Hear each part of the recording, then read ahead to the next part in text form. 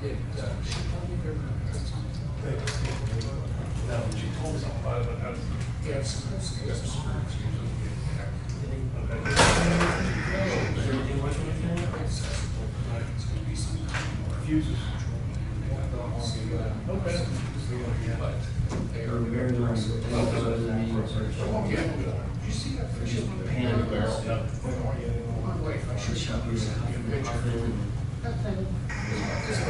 Every time. Yes, and there's a big heart. Nancy does that Yeah, I too. mean, he was holding it, and it was past both the shoulders. I believe it was huge.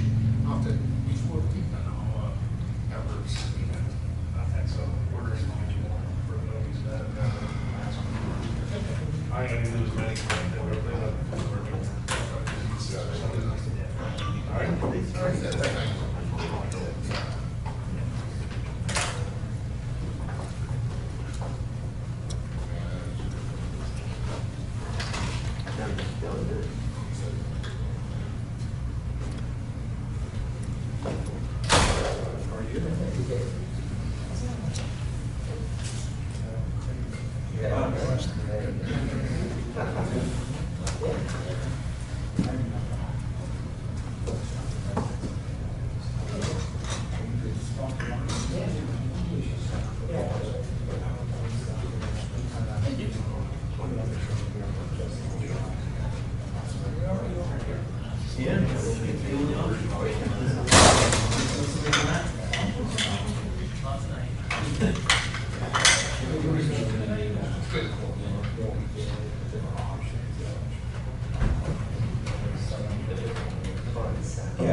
Yeah, which is fine.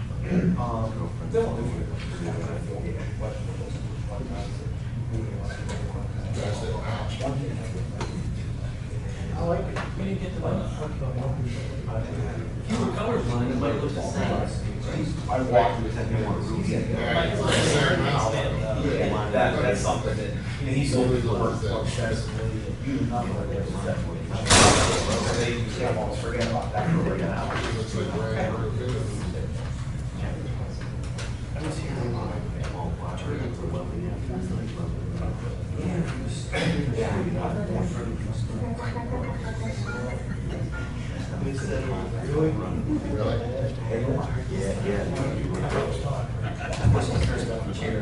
It's okay.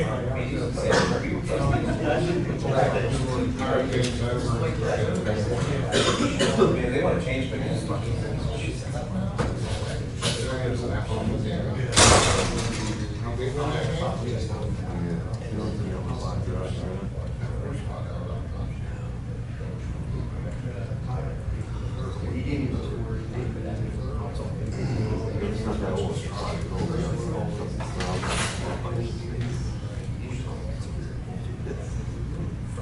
Yeah.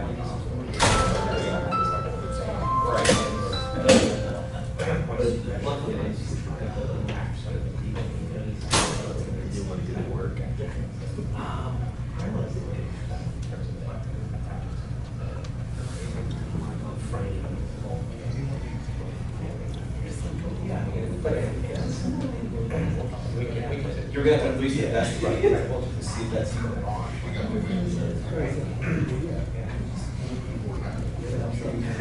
That was our whole project with ADA. You know, that was grant money and.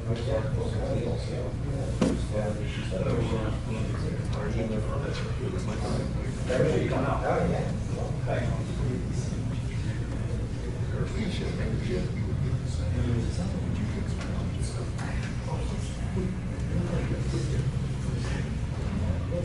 Still gonna be at work, Paul? Oh, yeah. Unless that burger was gonna hurt you or not.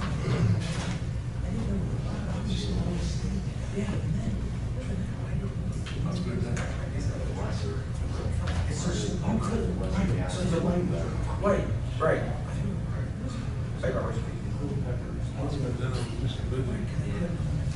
I don't feel they're trying to make it. I felt like food flying everywhere. Not a visual food. No, that's wild. So Yeah, we do a lot of things. that's yeah. Did you guys do a little tour? Did you get out? So you probably been there. That's a nice. Yeah. Oh, okay. Yeah, it's really, Remember, it was sharp.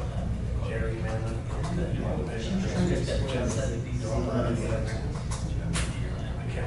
I almost thought it was like, almost like a year, not like this. That is great hair.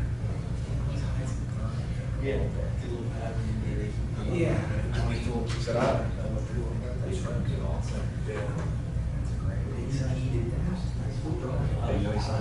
Yeah.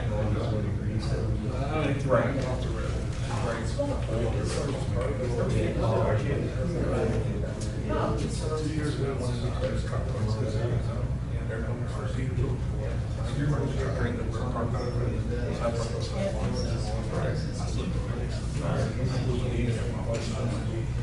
Modify it as desired.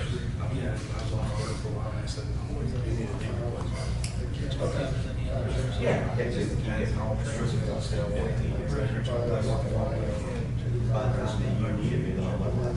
right, I thought it was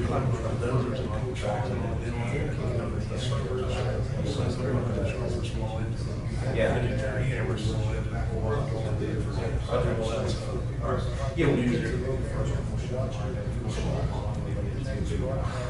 The initial photo. Like that's where we were.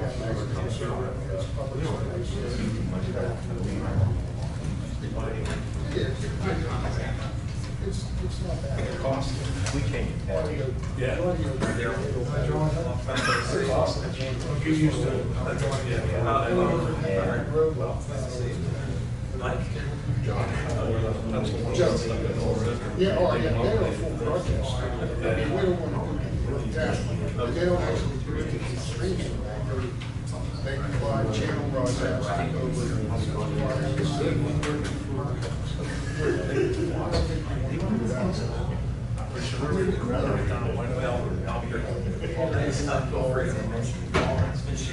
And I just haven't had time to use up the camera and price that we would go to if there's any interest.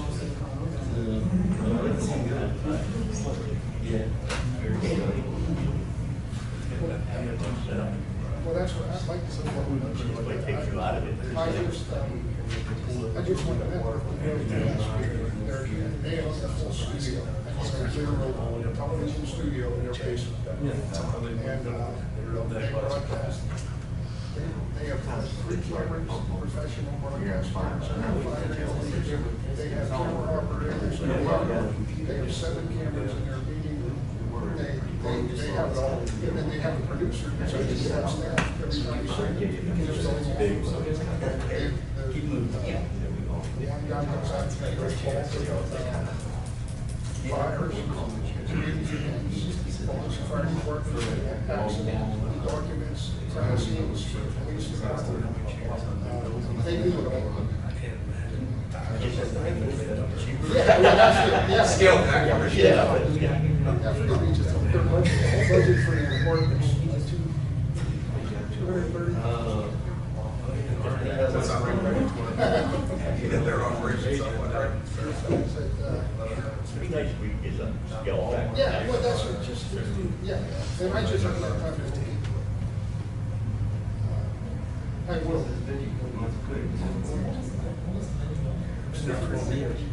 What I, what at least my opinion would be, do one couple.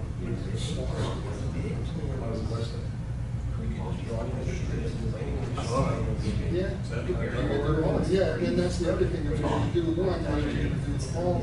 If it's something that's not more than a off or Right. I agree.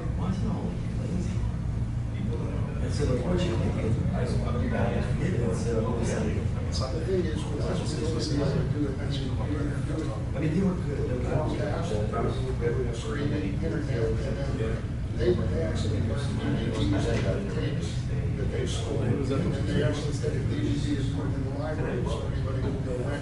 But that's the only way you can see it out there. I think that's not very podcast. Yeah, I don't know yeah, all yeah. language, Rich, but I think it's the standard language. I'll have to read through it. Which is probably pretty favorable to us. Because I think they're pretty standard. What they do, they provide them so much money. That's what your friends want. Yeah, they provide it up. If they were, if they did like it, they wasn't with federal pressure. I think so. Like the initial. I don't know where my agreement is. I don't have it. I can rest on fine for you.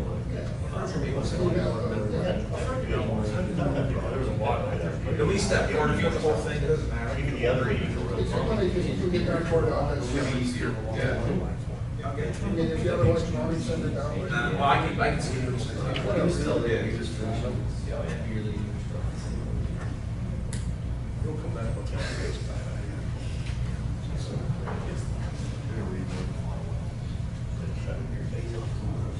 $6.59 Verizon. Yeah, we. I turn my eye. There you go, so. I'd like to call a special meeting of the North Huntington Township Board of Commissioners for Thursday, August 11th, 2016 at 7 p.m. to order. Roll call, Manager Shepherd. Commissioner Harrell, Commissioner Higas, Commissioner Bertani. Here. Commissioner Gray. Here. Commissioner Pacenda. Here. Commissioner Becerra. Here. And Commissioner Martina. Here. Everybody please rise for the pledge of allegiance. I pledge allegiance to the flag of the United States of America and to the republic for which it stands, one nation, under God, indivisible, with liberty and justice for all.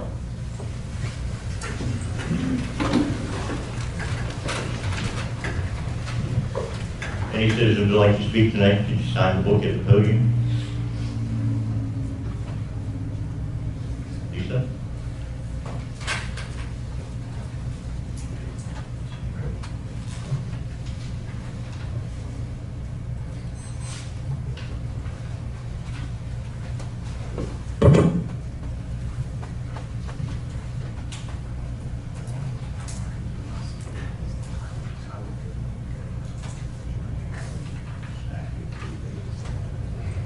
Zach Davies.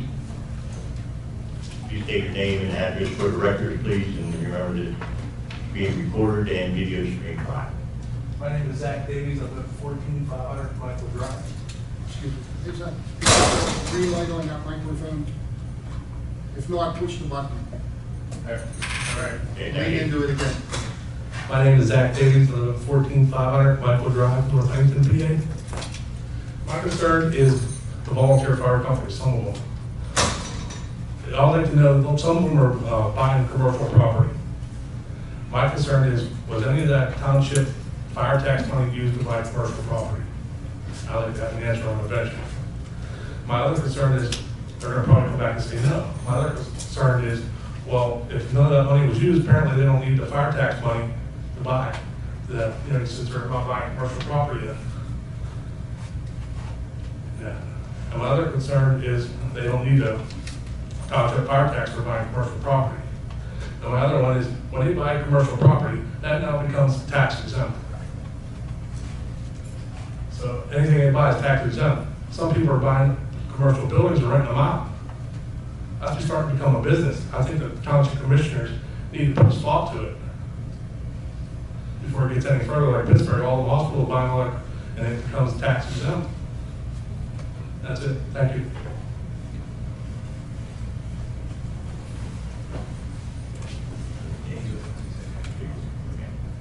That's it for citizen. We have one more citizen, but it's on the. Yeah, Ron Gabler's actually, he signed it, he's with the architecture firm, so he had him under the first item on the agenda. I can just reply on the fire tax when I put it for the board. I do an audit of the fire tax every year for the fire departments. They have limitations on what they're able to use the fire tax money for, and that's not something they've utilized in the past. They certainly use it for other things. So I guess in theory, you could say that frees up other money they have to buy property, but they use it for repairs to engines, training, utilities, specifically for the fire station, not any ones that have social clubs. So we do look at that on an annual basis, and they haven't utilized it for that, just from a standpoint of, so the board's understanding of that. And also, I believe, and I'll just briefly touch on the tax matter, but I could be wrong, so I'm going to maybe defer to Craig or even to Tony. I actually believe that if depending on what a fire station's doing, they might have some tax liability, and I think they probably pay that if they have it. So I think that doesn't mean it's non-taxable just because it's owned by a fire station. So, Tony, I need to put you on the spot, but you're probably very familiar with it, with Circleville. Not a problem. Yes, we're right, Circleville did buy a couple of property, because I know that's where it's coming from. But we do pay taxes on that, okay? It's not non-profit. The only thing non-profit over there is Circleville Volunteer Fire Department, not the building that we want. It's a little bit complicated tax-wise, but there is a tax assessment on parts of that, and just because it's owned by them. Even if it's just owned by us, we have to get our properties tax exempt. There isn't always a guarantee that North Honeycomb's property that we own will be tax exempt. We've been fortunate they have been, but in theory, depending on what we're doing, maybe they wouldn't be, so. And my other question was like, the fire tax money. Well, Fire tax money, I thought that was supposed to help out the fire companies. it does. Well, if they've got that much money to buy commercial property, why do they need the fire tax? Our tax money, let me just talk about Circleville. Okay, Well, there's one for Huntington Farm. let me talk about Circleville first. Okay. I know a lot about that. I'm the president over there, so I Okay. understand. The fire tax money that we receive from the township goes to our trucks, period. That's all the money goes to the trucks and everything. Anything else that we buy or we purchase, we do a lot of work to get it. We do the fair, we do bingos and all that stuff. You know, we do a lot of fundraising. I understand, So, but my question is still, you guys do a lot of fundraisers and all that, but the fire tax money was supposed to, so to help fire companies. Yeah, Well, if correct. you've got that much surplus in money to buy commercial property, why do they need the fire tax then? Borrow the money. We don't buy it outright, we borrow it. Well, if you still, I mean, it still takes, equity. Everything comes out of the fundraising we do. We don't touch that fire tax. That's fine, I understand you don't touch that fire tax, but you, Circleville or Hartford's got that much money, even though they borrow the money, have that much equity or anything, to borrow that money, why do they need the fire tax then? If you're able to got that much money to buy commercial property, why do they have to have a fire tax then? That fire tax was to help bail out the fire companies were hurt. I would just say from my perspective, I don't know the finances of the individual fire departments because we don't look at their books, but I know that, again, from doing the audit, and I can see what a lot of the departments use that money for, and it's, as Tony said, some of the fire departments make it really easy on me audit-wise, they just do truck payments. Yeah. Others, I mean, I have a 50 or 60 or 70 expenditures throughout the year, and they're for things as simple as utility payments and truck repairs and repair of a garage door. There's, I think that the money is utilized. I don't believe a lot of them are stockpiling a lot of extra cash. I don't have the factual basis for that, but I see what they're spending the money on. It's a lot of day-to-day expenses. But again, I don't know the details of all the fire stations in there. I'm sure they're not all in the same financial. Yeah, some are better than others, I agree with you, some need it, some don't. But my point is, well, if they can buy commercial property, they must have some money. And that fire tax is supposed to bail out the fire companies. Well, apparently bailing them out so good, they got enough extra money to buy commercial property. I don't think that was to bail out the fire departments. It was to provide operating revenue for the fire departments.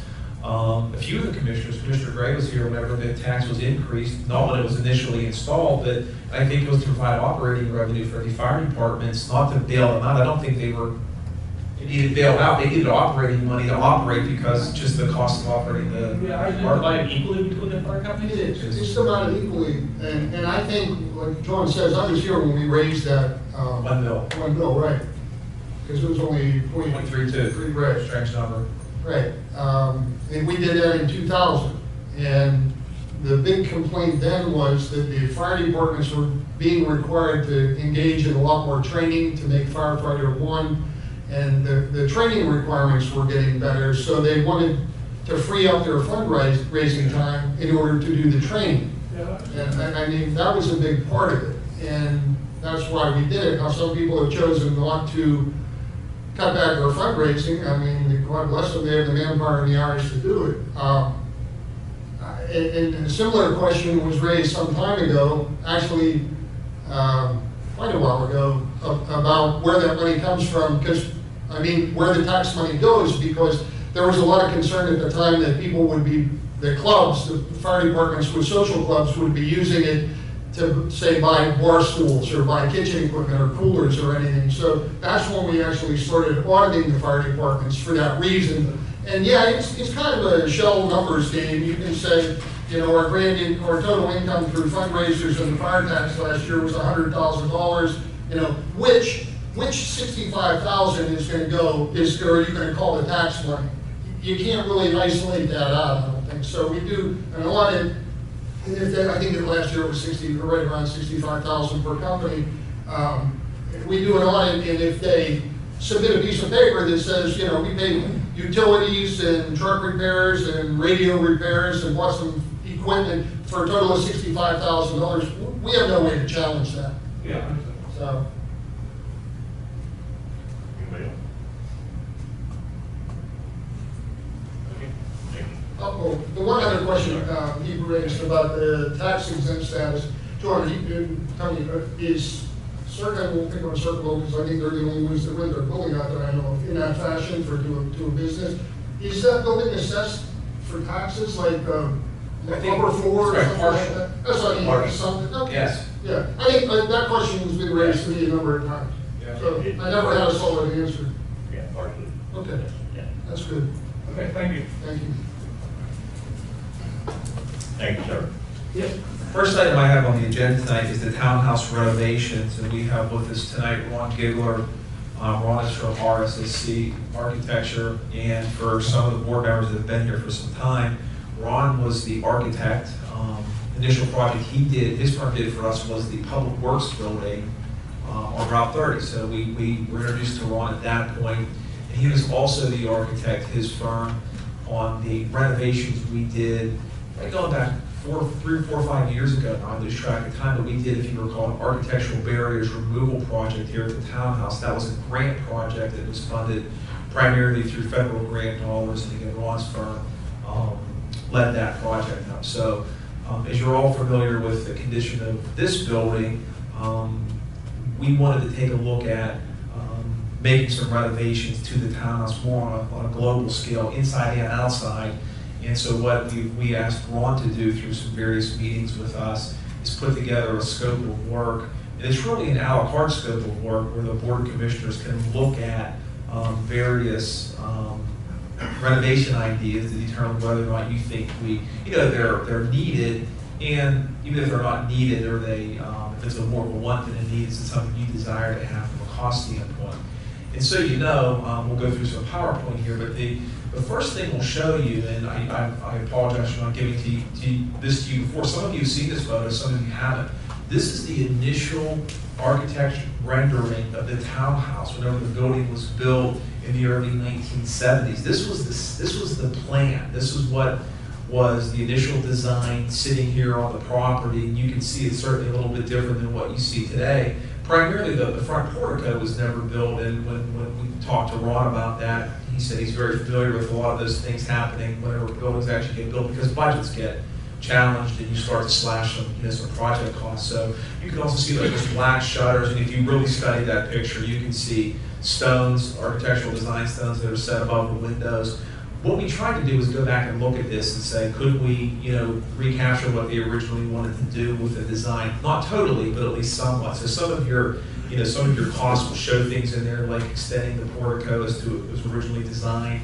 Those are options. So that was our thinking. And then, of course, it was ultimately built. Brian, I think we have a slide. That's a photo of the townhouse that I'm sure was built right after it was constructed. And I believe the Rescue Aids building was not even constructed at that point. So that's probably pretty soon. It wasn't even occupied at that point. So that's what we ultimately built, and we started with the renovation. So I'm going to turn it over to Ron, and I'm sure he's going to talk about interior renovations we looked at, exterior renovations, and also some landscaping we talked about doing on the hillside out here at the intersection of Center and Brownstown, which is kind of a continuous thorn on our side from the standpoint of what to do with that. So I'll leave it open to Ron, and then we'll certainly get into questions and answers from the board, and at least try to get some direction for what we're interested in doing. Very good, thank you, John. So basically, we're going to start off here. The next slide, just a basic rendering showing if we went and replaced and fixed up the existing front of the building with new columns. Right now, you have you originally had wood columns out there. I'm sure over the years they eventually rotted, and so they were replaced with the nice white brick piers and the fluted aluminum or metal columns that are above. So over the years, obviously they gathered some dirt. I'm sure there's been birds that nested up on top of those brick piers, but also around the aluminum soffit and the front gable that looking at, cleaning it up, fixing it up, and refreshing the front of the building. That's really what we were talking about, bringing it a little bit more towards what was the original concept and idea. And nowadays, they make all these nice preformed fiberglass and other type of materials for the columns so that you have rot resistant, not quite perfectly maintenance-free, you still have to paint them. But overall, you can get something that would replace that, go full height, with a nice simple concrete base, maybe 8 inches high if it's salt and snow, and kind of restore some of that look out there to freshen it up. The next slide is just an idea if you go and wanted to extend the portico out. Again, now the original rendering of the building had multiple rows of columns. You didn't have your memorials out front, flag poles, and when you really look at this, if that got incorporated, they do get a little tight with flag poles and some of that memorial. So it's an idea out there. Because the portico is tall, you still obviously be able to get emergency vehicles underneath. It would provide some kind of protection for people driving there and drop off, but it's tall enough that you're still going to be aware you're going to get snow and rain in there. It's not going to necessarily be a complete cover. So no matter what we looked at, we couldn't quite get to that point and get perfect cover unless we made it much wider, which I don't think works. So the idea is if you wanted to extend it out, get closer to the road, but you're not right on 30. I don't think you'd be seen still from 30. So, but it's an idea out there that was closer to what the original rendering was. Then I guess you have, this one's a little hard. You guys have the charts already. They have this in their Yeah, bulk so you blocks, have that- they have individual slides. Basically, I'm going to go through these slides. It's a series of exterior renovations. We talked about, there's a lot of damage, worn out, faded shutters around the building. So one of the items, cleaning up is to do that. Clean up the brick around the parts of the building, the facade. There's brick, there's paint, there's things that have been on there. Do a good brick cleaning. So, between that, the shutters, and then also doing some of the replacement work and cleaning up of the fascias and the gutter around the building, we could really brighten this up. One of the other, little nuances is the front of the building has, little foam panels at the bottom of the buildings. Guys that are behind some landscape, you don't always see them, but some fall apart. So, there's a lot of little things in the facades that can be, worked on to help clean up and brighten up the building. John mentioned about adding in the snow headers above some of the windows. We looked at that, say, in the front of the building on the main row. Gives another touch and can be done. We didn't get too extensive in it, but I think this building is pretty good. There's no real major cracks in the brick and repairs required. I think most of it's cleaning up. The other items we have out there that we did the ramp and everything in the beginning, years ago for the accessibility, but the roof covers over the entrances, police, which actually went down, looks like it was fixed up a little bit. The back, the side here, and the side entry the employees use. We've had that included in here to do some renovations, clean them up, paint them, repair them. The side stair, that is something that looked at, there was some repairs on it, but is there something else maybe more aggressive to be done to become more permanent? Or do you even go to the extent that, we could do an alternate to replace that stair? I know I just did for Peters Township, they wanted to put in an emergency exit stair. We did a nice precast stair and landing, come in, fix it in a nice brick wall area. So, these things can be done, it's just obviously cost level. And that may be something, these stairs over time with the wear and tear and deterioration, it may be time to do that.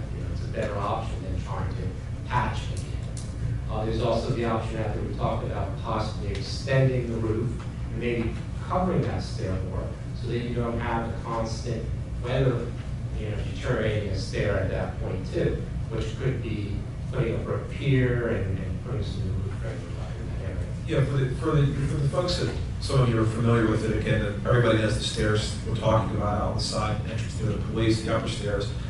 It's just a continuous weather problem there. They never see much sun. They get icy. You put a lot of salt on them just to keep them in the winter time to keep them open. But they probably have some weather there that's controlled better. Would be good on that one. We don't have that same sort of deterioration on any of our other stairs. It's just that one location. So Ron had come up with a recommended more roof cover there. And that's shown on there as an option item. If you want to, Ryan, just click through a couple of them. We just have notes on there for the different things for an extension. You can go on. Go back one. The bottom left area, you have a note on there, you have a retaining wall that goes between the stair going into the first floor and the stair going down to the police. And so there was an option of maybe doing something a little nicer there. We also, on the site plan that we have included in the packet, we're showing connecting the upper sidewalk down to the police stair. And part of that is you could maybe put a brick facing on the short side of the wall that faces the parking lot and just paint the back if you really wanted to, if you wanted to clean it up. The back that wall itself is in good condition. So I didn't recommend, kind of talk and said, probably best just to paint it, do something to give something a surface if you wanted to. But the front side, you got the option, you come in there, do that sidewalk, dig down a little bit, put on a brick ledge and build a nice little, replace the railing so that you get a true 42-inch high railing for the fall protection. So, you could do some, put a nice stone cap, that was the brick on a stone cap across there, and clean that up a little bit, because a lot of people from the parking lot coming up, can see that, kind of clean that up there. Because there is deterioration on the ends of that wall. Not so much the middle, but at the ends, where the railings are attached to either stairs, so that was part of the idea of trying to address some of that. Go through, and it just shows the other parts of the building. That's just showing the portico, if you extended it out, how it goes into the memorial area. Part of this is also, we talked about the gable attached to the columns, and then the cupola above. That, I'm sure we've looked at that, and there's peeling paint and other things that would probably be nice to address, clean up. Really, that's the main thing. I don't know if there's really any wood that's been rotted or something that needs to be fixed, but that was part of this budgeting, just kind of putting something in there and saying, okay, repair what's there and paint it up to make it look good again. This, we just talked about the stairs. The other big thing is with the stairs, you don't have a compliant railing, so that's one of the big things, put a nice compliant railing too. Site plan wise, there are various things we mentioned. Sidewalk to continue down the side of the building. Because I know I've been here many times, you come up and you're walking still the drive aisles everywhere we go. So if you get up to either the area where the employees are, or walk up the side of the building on the sidewalk, or someone comes up, just be able to cross the road and get to a sidewalk by the building, the raised curb, they could do that and walk up to the building in relative safety at that point, instead of worrying about the police that have come through occasionally and other people coming in that area. That's the dark stripe up and down the page. We talked about the stair. The light fixtures, we talked about replacing the heads of the parking lot light fixtures to go to an LED type fixture, more energy efficient, brighter. So that was one of the items we put in there as part of this. And we also noted the paving on here. I know John mentioned, we talked a little bit, we have a budget number in there, but the township here can do a little bit more estimating, I guess, to get a little firmer number based on what they've done in the past. Yeah, well, initially, we looked at the payment on this, and the more I thought about it, I thought it made sense part for us to maybe, look at this more internally, because we have, a lot of folks that work on asphalt. So Bob Robinson, who you're all familiar with, is going to be looking at this asphalt, giving us probably a better number for it.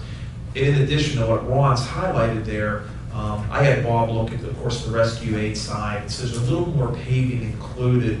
He looked at Rescue Aid, he looked at behind the police station. So ultimately, I think the number we're going to get back will be accurate, but I also think it's going to be higher than Ron's because he's looking at some additional pavement. So when we have that for you, we'll get that to you. I think regardless of what we do here building-wise, I think we probably all agree that that parking lot needs resurfaced. It hasn't been done in a long time. And then we can come up with whatever, the best striping plan, parking layout plans. We haven't got to that point. Ron has some stuff on here, but we certainly can look at that in greater detail to maximize our parking in the various parking areas. So I will get you that whenever Bob has that number, so you can look at that piece to it.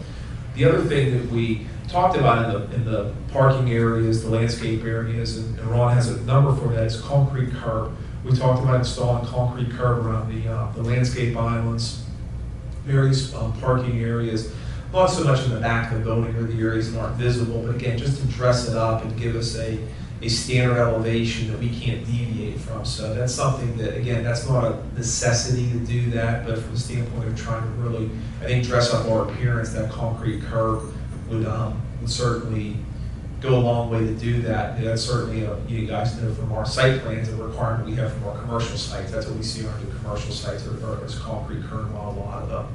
So again, that's something the board may want to consider, and I think, Ron has a number for that. I think Bob will give you a number too, but that's probably a reasonable number what he provided you for that, for the concrete curb, if we go to utilize that. So before I go on to the landscaping, so I'm going to do this in 3 sections. This will be the exterior. Any questions on this part?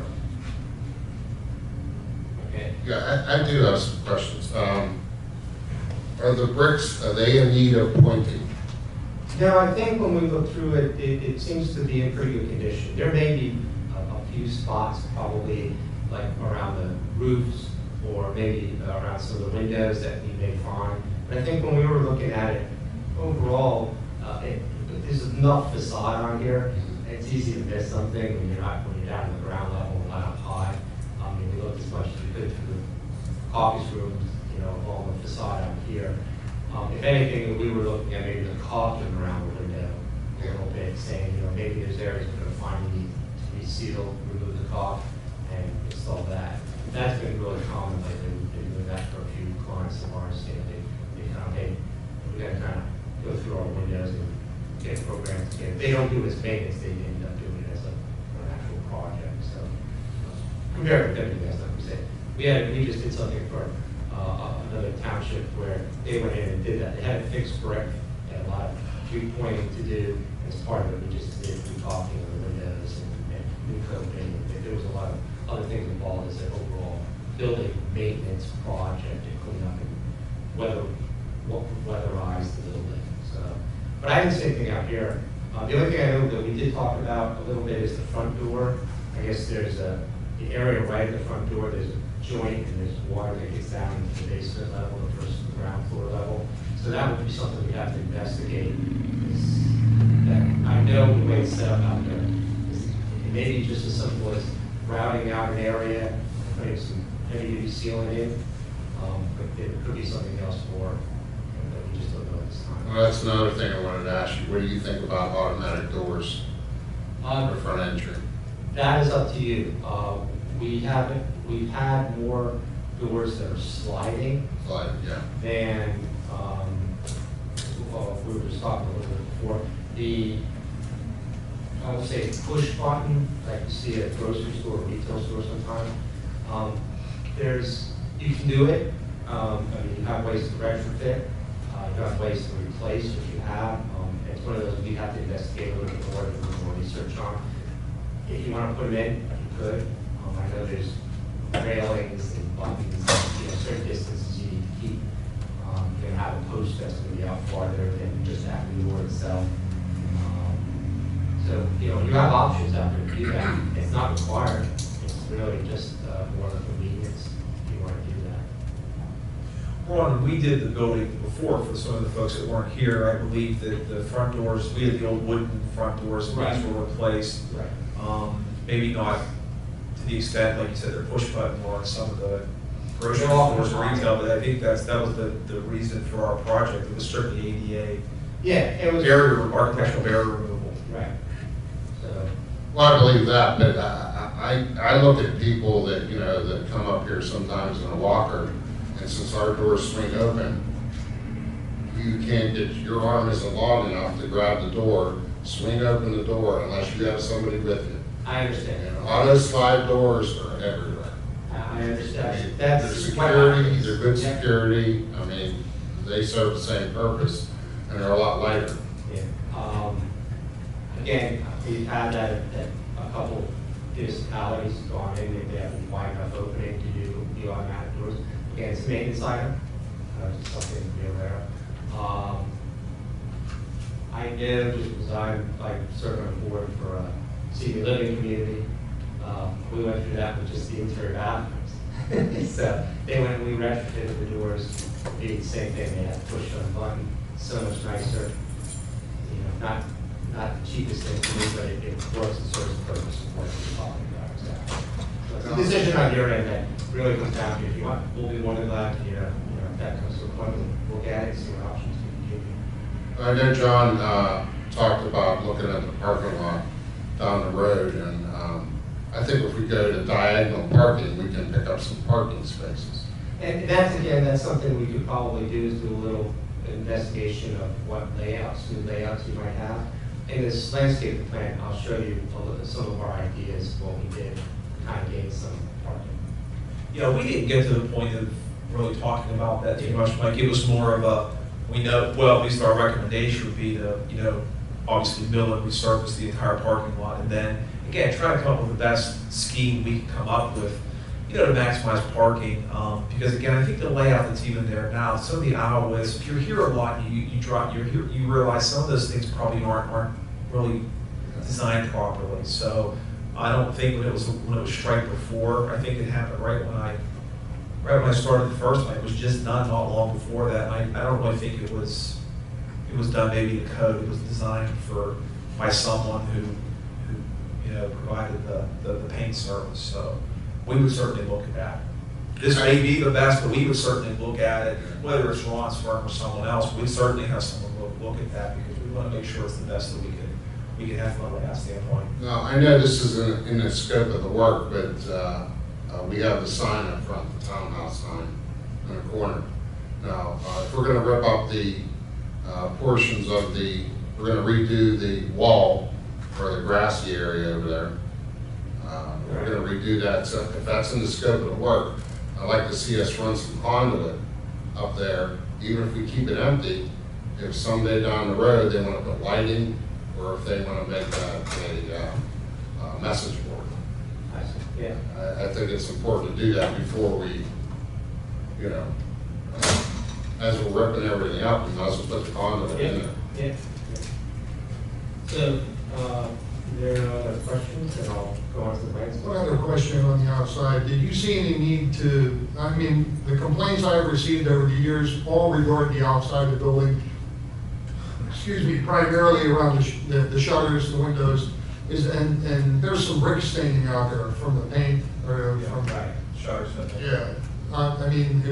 Is that part of the project? Yeah, Address that's what that? we do brick cleaning all throughout all the I sides. think he has a line item for Yeah, that. we do. Yeah. Yeah. Those are the things that were brought to my attention repeatedly over the years, so. Yeah, that's a big one. We knew that we had that. I think his line items around roughly $6,000 for that, which I actually thought was a pretty good price considering I think there's some extensive work out there. Right. This Ron said, brighten it up a bit. Right, okay.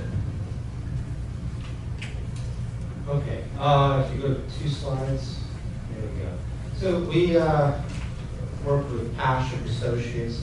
They're very good at doing planning and landscaping, And they put together a concept landscape design based on some conversations we had, John and some other personnel here in the township, with some of the ideas.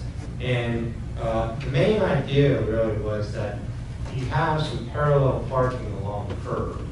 And one of the things that was looked at to be desired was just to build, the idea, just even for the parking, was to build some kind of retaining wall at the lower part, and then do tiered planning or something of that nature. So part of this is with the sign. I think with the concept that we did is that we could build a lower retaining wall, let's say 4 foot tall, and push the, back the wall and gain head-in parking, and turn all of that. And that's where we've done this.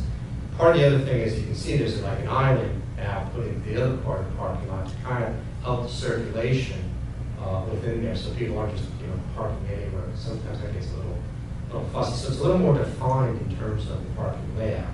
But that wall, and then there's proposed different levels of shrubbery, trees, different size trees and color of trees, and ground cover for that hillside. And this is what basically was a concept plan. There's some photos of some possible landscaping that could go in there. So I think that was part of the idea. And then the signs up top, but I think it's drawn the opposite way. I think your sign does curve with the road. I'm not sure. I could Google or walk out there. But I think the idea was to brighten that up a little bit along the street side, so you just don't have grass or weeds there basically.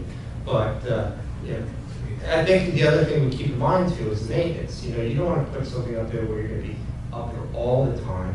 A lot of these become some of it maintenance free. You always have some kind of maintenance. But I don't think there's anything we're going to be putting in mulch every year. You're not going to be putting, if there's any kind of, I don't think there's even any kind of stuff. Most of it's ground cover and shrubs and the trees. And I think that's one thing when I noticed is you have that nice tree on the corner of parking. And if you're able to intersperse different levels and kind of do that, it'll help from both sides, from the street side and the parking lot side, in terms of cleaning that up, providing something so you're not out there weed whacking every year, twice, 3 times a year. Any questions on the landscaping? Yeah, was there any additional lighting going to be there, or any additional barrier up at the top? I know we've had cars come down over there. We were having a police academy class one time, and a car come down over that hill. We haven't looked at that, because I don't know if that's I guess is that a township? It's road out there? actually county and state. It's the county in front of the building, and on the side it's the state. So that's who's going to determine what you're in the right of way. Then that's going to be up to them of what you can do there, not do there. As soon as you go past the right of way, then you can look at it a little bit over there if you want to. But I know there's a guardrail down this side of that area, maybe not right in front of the sign, straight across from come off from the dealership. Okay, and anything as far as additional lighting over there? No, we did not have anything incorporated over there. I think we were just utilizing what was in the existing parking lot for this time.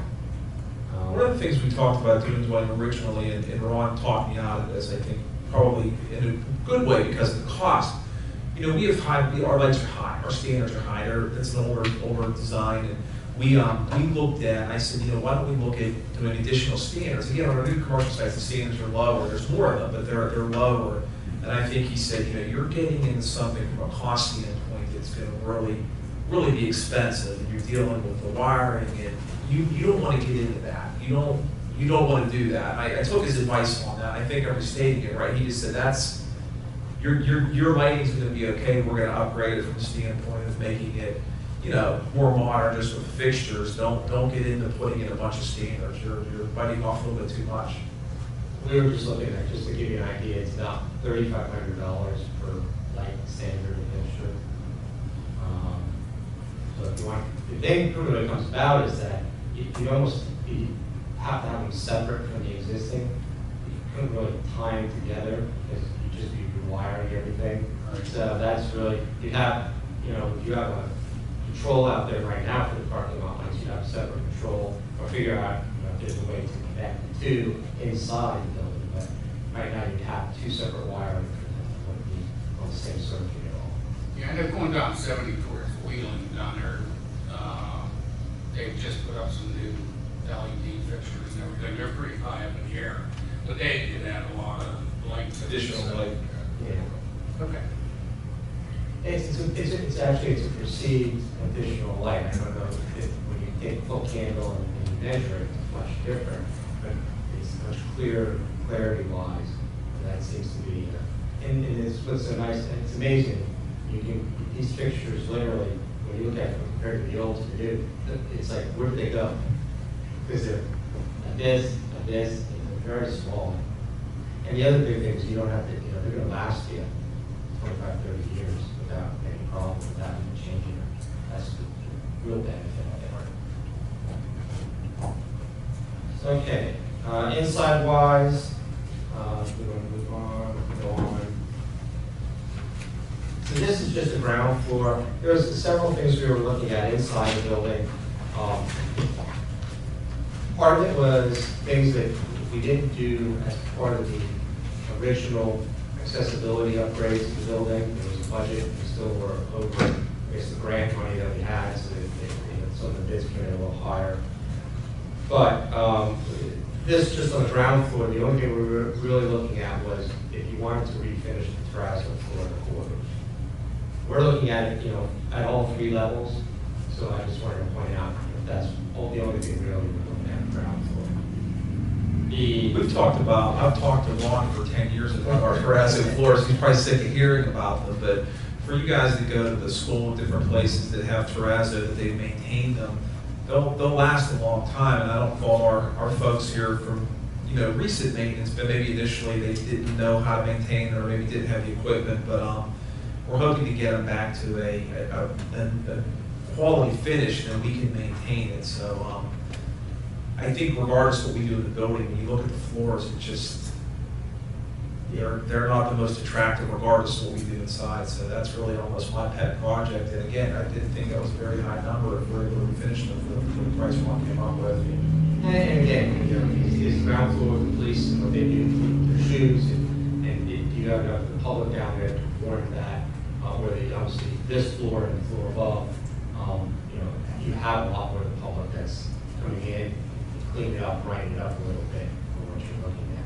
And again, we did a little research, there's 11 different levels of refinishing, but if you're gonna do it and do it right, that's what we're kind of putting in, we're putting a little more conservative fire level to say, hey, here's what we should be doing. And again, it's the corridors, we separated it up, so you have, what, looking at generally for the downstairs and what could be something of the upstairs. Couple of the items from before with the 2 restrooms. One is back in the planning department, the men's and women's room back there. And what we're looking at in conjunction with that, and upstairs also with the 2 bathrooms upstairs and doing those renovations to make them accessible also. Part of that in the bathroom that was that was renovated was how do you provide the hot water? I guess there's been a lot of complaints over the years about hot water in the bathrooms. So one of the things we put in here was the option of replacing it with a, if you want to say instantaneous or a local boiler, small wall-mounted type boiler that we've been doing recently in some larger buildings. So they don't want to run piping, all up. So they localized everything for the bathrooms. And these units fit in basically a small closet. The main thing is, I know here one of the issues we talked about is the electrical loads on this building are not, there's not a lot of spare capacity, if any. And so that's something to go all electric. You have maybe feel a little difficult. But if you went and used the gas system, what comes about is how do you advance that? How do you get venting on the units? Because it basically is PVC to get in and out. The intake gets exhaust. But we did stuff in Cranberry Township. They have that big massive building up there. We got 24 feet to the roof, and they wanted to do that when we did the renovations last year. And so they put in all these units. We a couple little closets. One's actually a family assist restroom we built, so, it works real well for those purposes. You don't want to run all over. So it's an option to look at. Again, it's going to be interesting to have it when you look at it a little bit and say, where can we go? Can we put it here? Whose office can we take up a closet? Get this in there. We want to get it by next year fall, nice. And then the other kind of areas we were looking at were was in this room, ceilings and lights and vents above your head. You guys may be fine with the dark grid work. I like the lighter. I think we could do something nice with taking their ceiling again. Out here you just have a regular lane, but replace that, clean up the air vents, and maybe get some. I think the lighting we would keep because that seems to work pretty well. But it would be changing out that. Same thing in the office room. Going in there, doing some upgrades on that, putting some drywall in over the wood, cleaning up the ceiling in there, maybe getting some new light fixtures in there, so that upgrading and kind of sprucing it up, getting a little updated look. You guys see more, but John has pointed out, you do have people coming in for public meetings in there, and I know, I guess, with the senior, I've been here when the seniors have been here for voting and other things, so I know that room gets used enough by the public. So those are kind of the two other items I have here. One of the last we have, it's just a little line item on the bottom. I know we looked at it a long time ago, was accessibility with either an elevator, or one of the things we've looked at maybe, they've loosened up a little bit on the state on the use of lifts.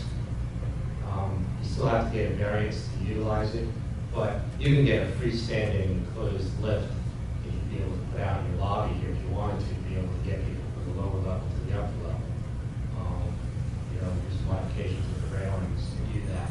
We even talked about, as much as it tightens up the lobby somewhat, you could even build a wall in front, so when you first walk in, you may have about 6 feet to this wall, and you can still have your signage on there and something else, but you can tuck the lift in behind, so it's not visibly right off the bat. Everyone still would have all civic space on your side of the wall for administration here.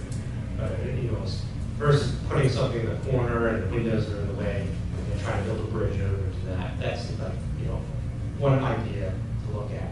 Again, we've also looked at maybe some offices in the back.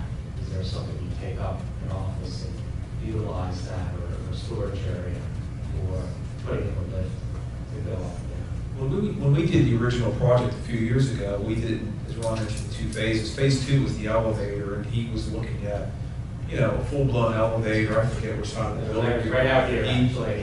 He had it pretty well designed. It was expensive, and our way around that now, the workaround with the sewage authority upstairs is whenever someone comes to visit them that has issues related to going up the steps, they come down here, they meet them in the meeting room, it's available, and it works for them. But again, we trying to move forward with it. Ron came up with the idea of the lift on this go around, and it seemed to make a lot more sense financially, and it also may provide folks the ability, if they want to go upstairs and make it to the sewage authority payment window, they can actually do it rather than coming downstairs. So you put it on as an option item for you to at least think about that it may provide that access to the second floor for patrons or potentially employees for NHTMA that need to use it at some point in the future. So I think basically everything we've gone through here. I don't know if there's any other questions. I think that covers what we've talked about here over the year with John and Brian. One thing we did talk about, and Ron and I and Brian, we spoke about this. I originally thought if the board was in favor of moving forward with some interior, some exterior renovation, whatever the scope of those might be, that maybe it would make sense to divide it into 2 different projects. Do one, let's say next year, do one the following year. I think Ron's perspective was, this isn't that much work that you can't do it all in 1 year, come in, get a contractor, whether it's 1 contract, 2 contracts, do it all in 1 year. If we can afford it financially, it may make sense to do that rather than break into multiple years. So I will say that if the board wants to move forward with whatever the scope is, I think he would probably recommend you just do it. Do a set of bid documents, put it out, and it's probably better from economies of scale just to do that as one set contract, whatever the scope is, add the exterior and the interior together. So, and again, this is from our perspective, the right time to look at it. You know, we want to be able to include, if the board wants to move forward with some projects, some money in the budget for 2017, if that would work on the board's timetable. Then Ron certainly would, when he has an idea of what the board's interested in doing, he would start doing bid specifications, design drawings. He certainly has a lot of work to do, but he would, depending on when the board's comfortable with something, maybe, you know, come budget time, you know, he would probably look to over the winter time to get all his paperwork in order and get, you know, to go out for bids. It would be maybe under construction next spring, something like that. So that's just the general thought process, regardless of the scope, what we had in mind. I do have a question. Are there any municipalities or townships out there looking into solar? I haven't really had too many people come and ask There's that. a lot of roof space here. Again, there's a program out there, and we've had one car dealership client took advantage of it. But it really, I don't know what he gained by doing it. But what it is there's a company out there that basically they replace your roof. And you work and deal with them on the solar panels. And, but it's normally for flat roofs. You're not gonna run, when you get into the sloped roof, it becomes a different item. Anything, I'd probably rather see you guys do something out on the parking lot with the shades, canopies and stuff. That seems to be a little more conducive to solar. But you also have to make it beneficial. You have to have pretty substantial square footage to start making an impact. But again, sometimes townships, municipalities know more of the grant writing and what's out available out there. And I usually I'm starting on the other side. They say, hey, we get, go for a grant for this. But Cranberry Township looked at it, they had so many rooftop units up there, the same thing happened. You just could not fit enough of the panels properly to make it work. Speaking of grants, John, we plan on funding this all ourselves? That would be my recommendation. We might be able to carve some pieces of this out that would be ADA, such as the lift, the bathrooms. You could, we could look at a grant for those pieces if you want. Again, I would say through CDBG. They qualify once it's an architectural barrier removal project, it qualifies. That's how we were able to get that grant money, even though, as you know, usually for CDBG, we don't qualify because of our income level. So we could carve that piece out if you would want to, and take the pieces that are related to ADA compliance and apply for grant money. That would probably put us back a little bit on time. Maybe we would then have 2 contracts. Maybe we do one like ADA work, one non-ADA work. We'd have to think about that administratively. It may be better to have the ADA work separate from the non-ADA work from the CDBG standpoint. We could do that. Maybe we'd be back if we got approval, we'd be back maybe 1 year on that. Maybe I'd say 18, because we can apply. We're looking at a grant application that's due, I think, late in September. So we certainly have enough information, or costs and things like that to apply for that through the county. Probably know sometime next year. So that's certainly something we could do if you want to look at it. And I think they pay, Rich, 75, 85%. We pay some. I think in the past they paid construction. We paid the design piece with Ron, but it certainly covers a good bit of it. Yeah. I guess that would depend on how much the ADA portion would be, whether it would be worth it. Ron, what's your thought just looking at this? I mean, I'm thinking bathrooms and lift. Well, based on what we have here, we've got probably 100,000, 125,000. I mean, I don't think anything else in here was an ADA, Yeah, unless yeah. we would look at, as Commissioner Facenda was looking at maybe the doors, although they already funded ADA doors. I'm not sure if they would fund that again, if we would want to change them out. It's not been that many years. It's the same folks at the county would probably be aware of them funding that. So that's your amount. So maybe we could get back out of that 125, maybe 100. just ballpark, which is still a nice sum of money. Right. And the bathrooms, I can see, look, the bathrooms, we want to do them because, as you know, we did the main set on the first floor, but we didn't want to forget about folks in planning and our, the NHTMA. We wanted to ultimately, get theirs done too. So I would say certainly if we put the lift in, that would be a better way to qualify the upstairs bathrooms for an ADA, renovation. It would probably make more sense that if we didn't have a way to get to the second floor with the lift, they'd probably say, well, who's going to use that? So I'd say, I'm not sure individual people's thoughts about the lift here, but I think it's probably a nice idea for the building. I didn't see the lift on here. Is there a cost? It's Just 20, small little 25,000. piece thing, that's just a Okay. minor lift. Yeah, it's a really bare bones, simplified, lift is the power to it. And that's another question, again, is power. We haven't gotten to that point where there may have to be some more substantial analysis done on this building to really figure out what we can or can't do on something. We might find that determines that you can't do much of anything, to be honest.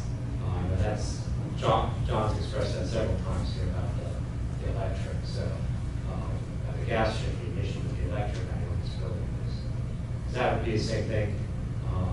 I don't know, do you have 3 phase in here? I don't know. Yeah, I'll have to look back. But with the police, you may have, you have emergency generator down here. We do. Yeah, so that's where an elevator gets 3-phase power is required. Otherwise, you go to a various, I don't say very expensive, but another maintenance item of creating single-phase to 3-phase for an elevator. If you build an elevator route. Would it help to change all the fluorescent lights to LEDs now as far as for power wise and that? And I think there is some grant money out there for that type of thing. That's a good point.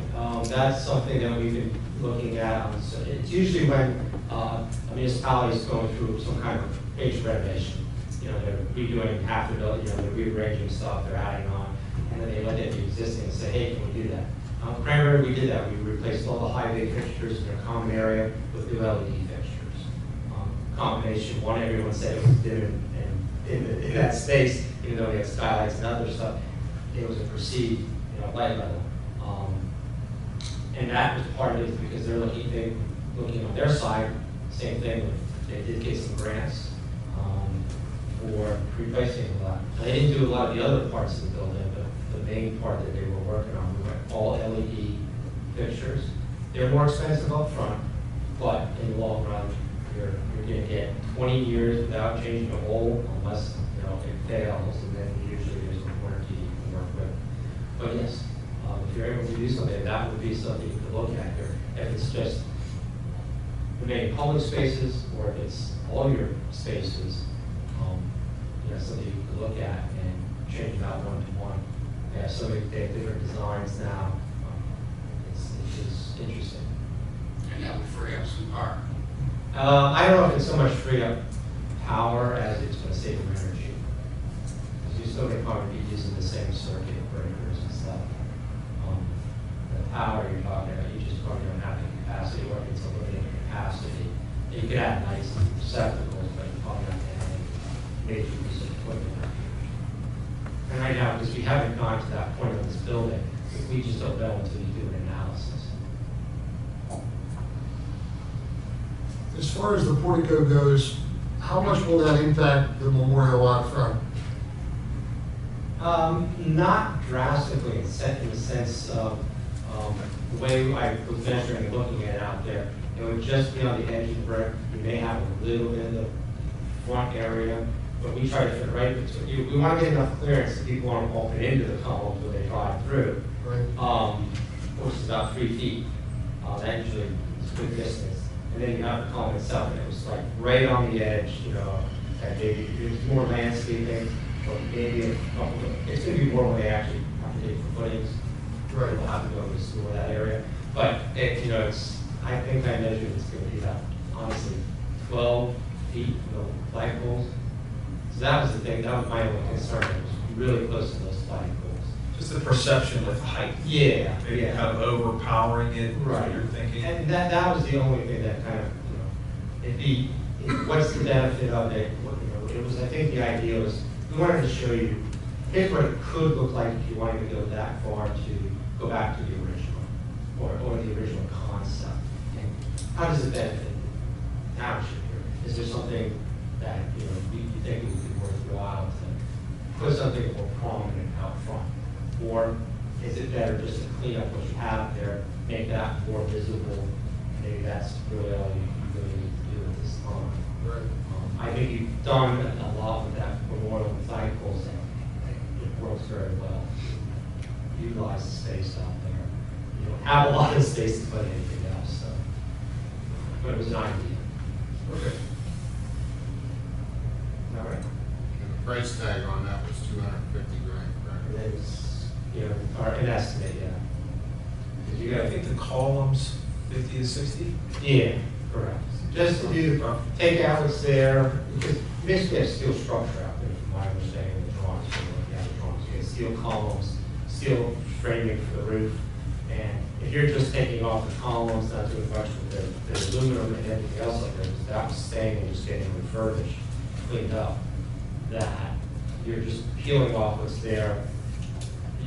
No major structural stuff, and just putting up new column enclosures with a new base on it, and new caps, and that was it. It was pretty straightforward in that sense. And then we were cleaning up the wood that's on the existing brick at the entry, to make that cleaned up and nicer. All the trim work. Yeah, all the trim work, right. Throughout, all over the building. There's a lot of ornamental trim work on this building that needs cleaned up, whether it's cleaned, replaced, whatever it is. As soon as you go and extending this now, we've got to tie into the structure, you're gonna take all that stuff apart, even though it's gonna get hidden with the new extension of the roof and such. But you've got a lot to deal with that to deal with, plus obviously the memorial garden there, how do you construct around that and not damage that, so. And there are things there that, come into play when you look at it.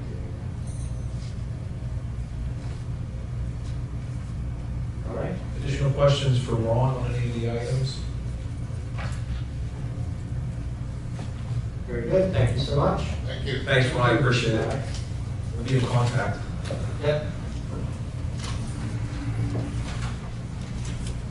I'm not sure if the board has additional discussion on the, on the matter, but again, as I said, we certainly don't need to make a decision tonight. It's maybe more of something to, consider based on Ron's presentation.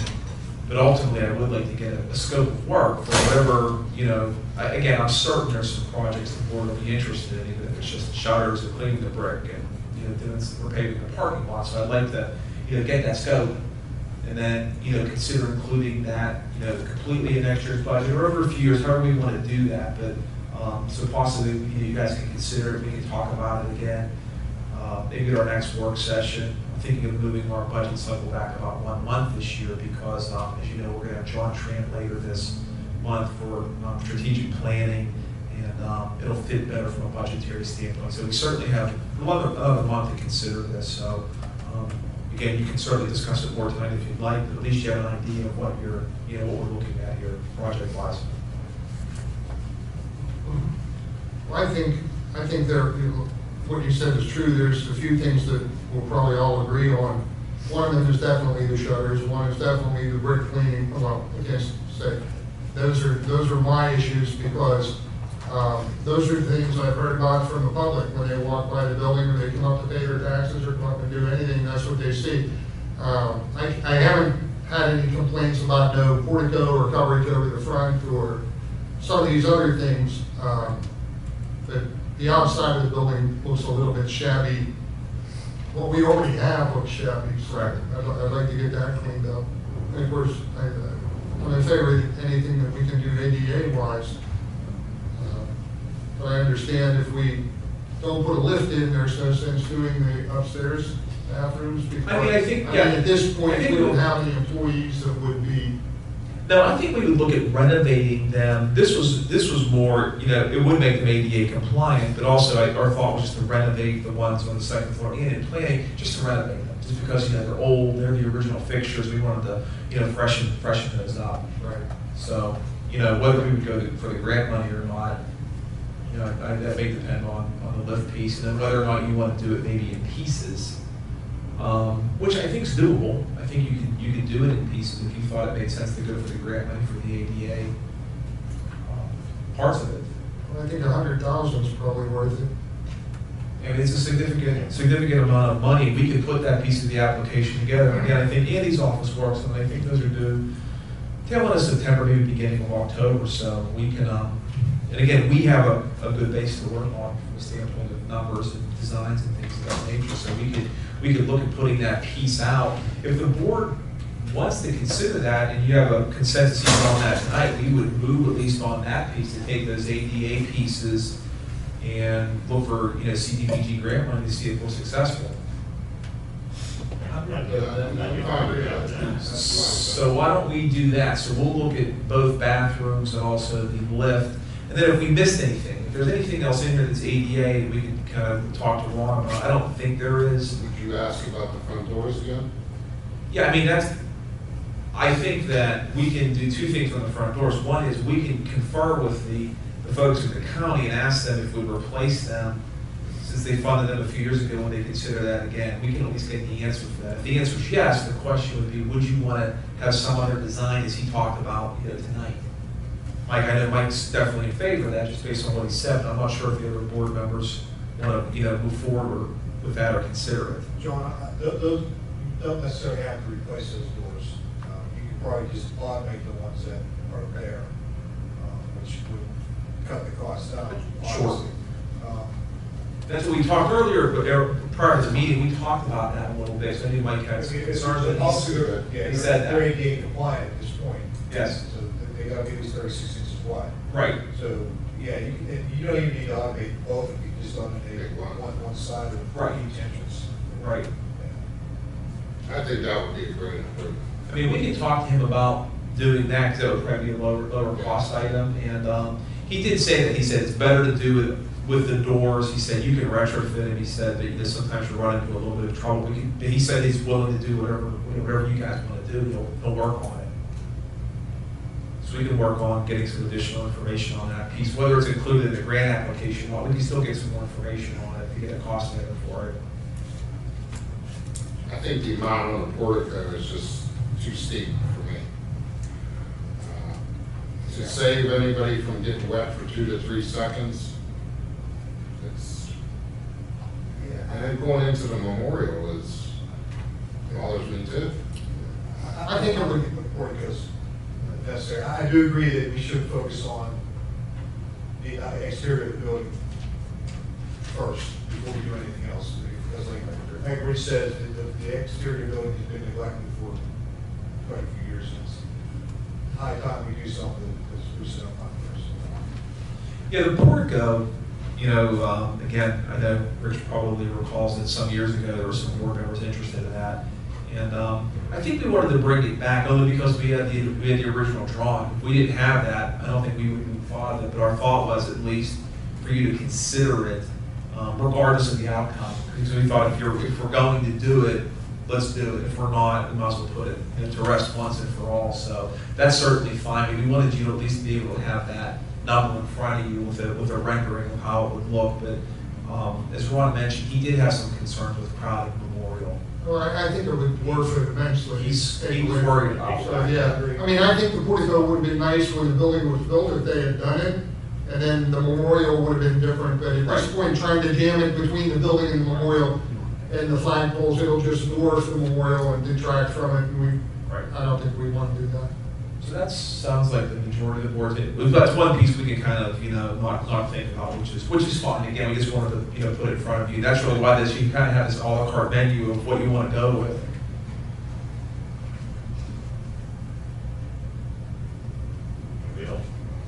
The only other thing is, while we're looking at the exterior, is that ground area where he's talking about the retaining wall and that. Like the hillside piece. I don't know if we need to do a retaining wall, but that's been a crap hole for Forever.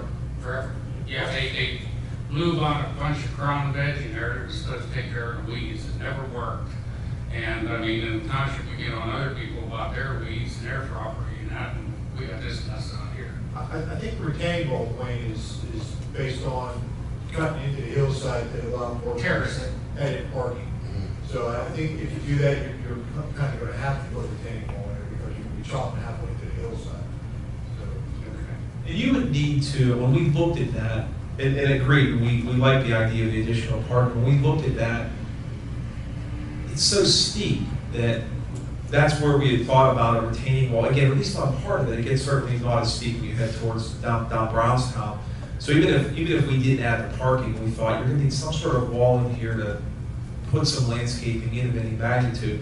And Dwayne's right about the Crown Vetch. I mean, that was put in, and you know, it always seems like that's the miracle cure for ground cover. We have it in our detention ponds, and it isn't more than a few years, our detention ponds are filled with weeds, and the Crown Vetch is underneath, it's gone. So I don't know what the mystery of Crown Vetch is, but we don't have much luck with it. Maybe it's a much more of a maintenance item than people lead you to believe. Yeah, you can put that in the same boat as tar and ship. But you know, that's a high number for that landscaping. You know, the board may like that. Maybe there's some revisions to that we could look at. But I think if we could dress that up, we really think it would make the building much more attractive. So maybe, you know, maybe again, that's a project that's maybe a little bit standalone. Although ultimately, if we would resurface the parking lot, you'd want to know where you're starting and stopping from a curb standpoint. So I'd love to have some more input on that even as we go on over the next month or so. And that would probably be a separate contract, unless Ron would say to include it. That may be a totally separate, you know, standalone contract for that landscaping piece. But maybe it's even scaled back a little bit because it's a pretty high price tag, and we know that. But again, we're hoping to do something that makes it more attractive for the future. Right, I agree that that is a pretty high number for that, and I would need to see a lot more detail and block look at it, see what we're gonna get for it. I mean, generally I'm opposed to retaining walls because eventually they always become an issue, but it depends on it. Yeah, as much as this building was such an improvement from the old townhouse and the site, it's just that, you know, I guess they had limited options there. If they would have gone because of the elevations and anything else, there'd be no parking, you know, because it's sloped. And it's just one where it's so steep. It just we've struggled with it. And we've tried to think of things over the years. We've never had much luck. So that's when we got Ron involved, and he got a subcontractor does landscape architecture involved. But we really want to see their thoughts on it too. So possibly it could be at a lower level, and possibly we can even do some of that work in house. I don't know about the retaining wall, but you know, we do have some folks in public works who are pretty handy with landscaping. So, any thoughts you guys have on that as we move on? You know, would appreciate.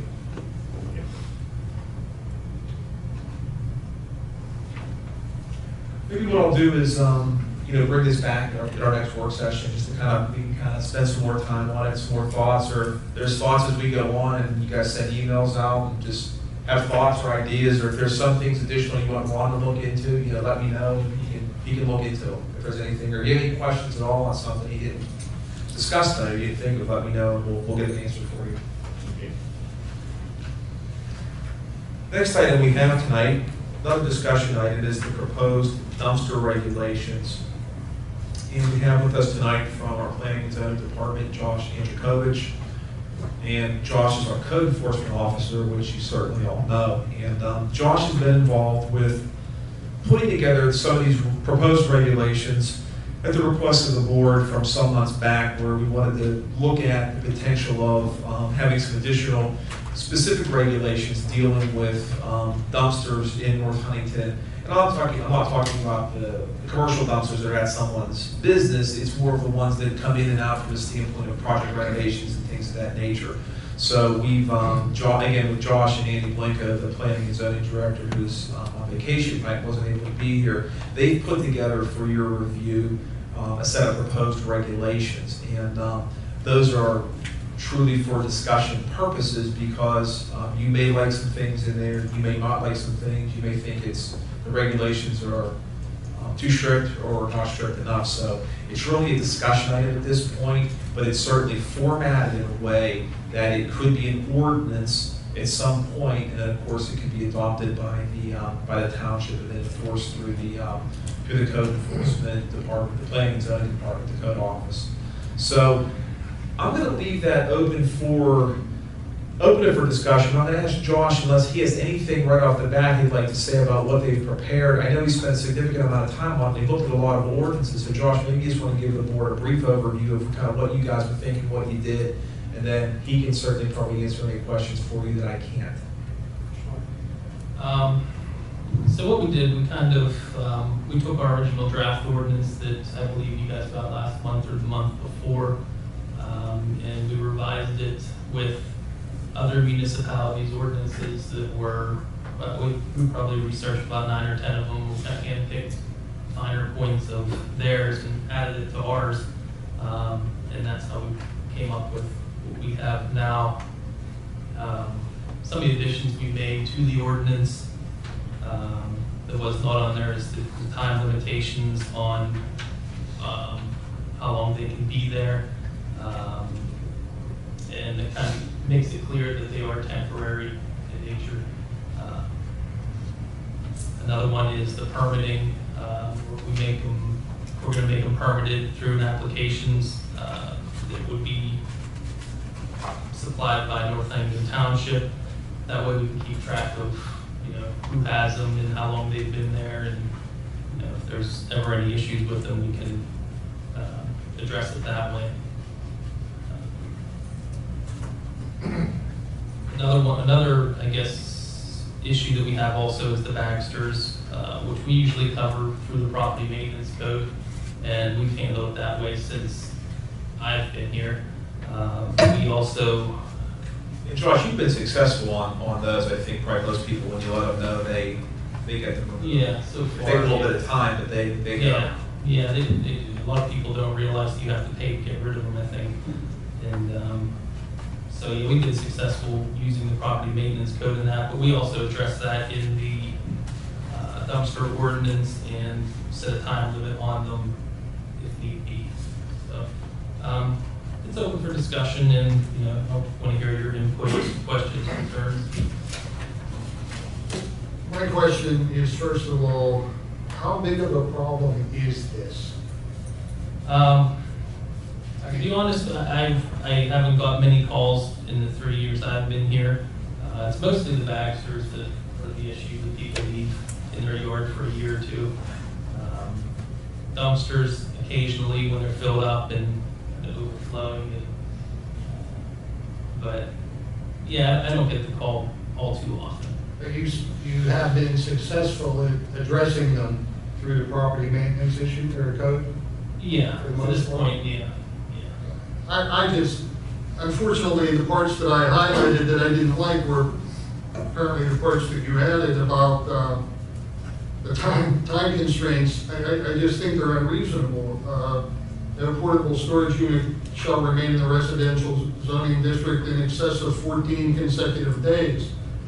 I don't know the scope of projects that people are doing when they get these Bagsters or temporary dumpsters or whatever they're doing, but I just think it's going to be a nightmare to enforce. And to be honest, I wasn't really in favor of asking you to look at this before and giving you a draft ordinance that we were handed one night.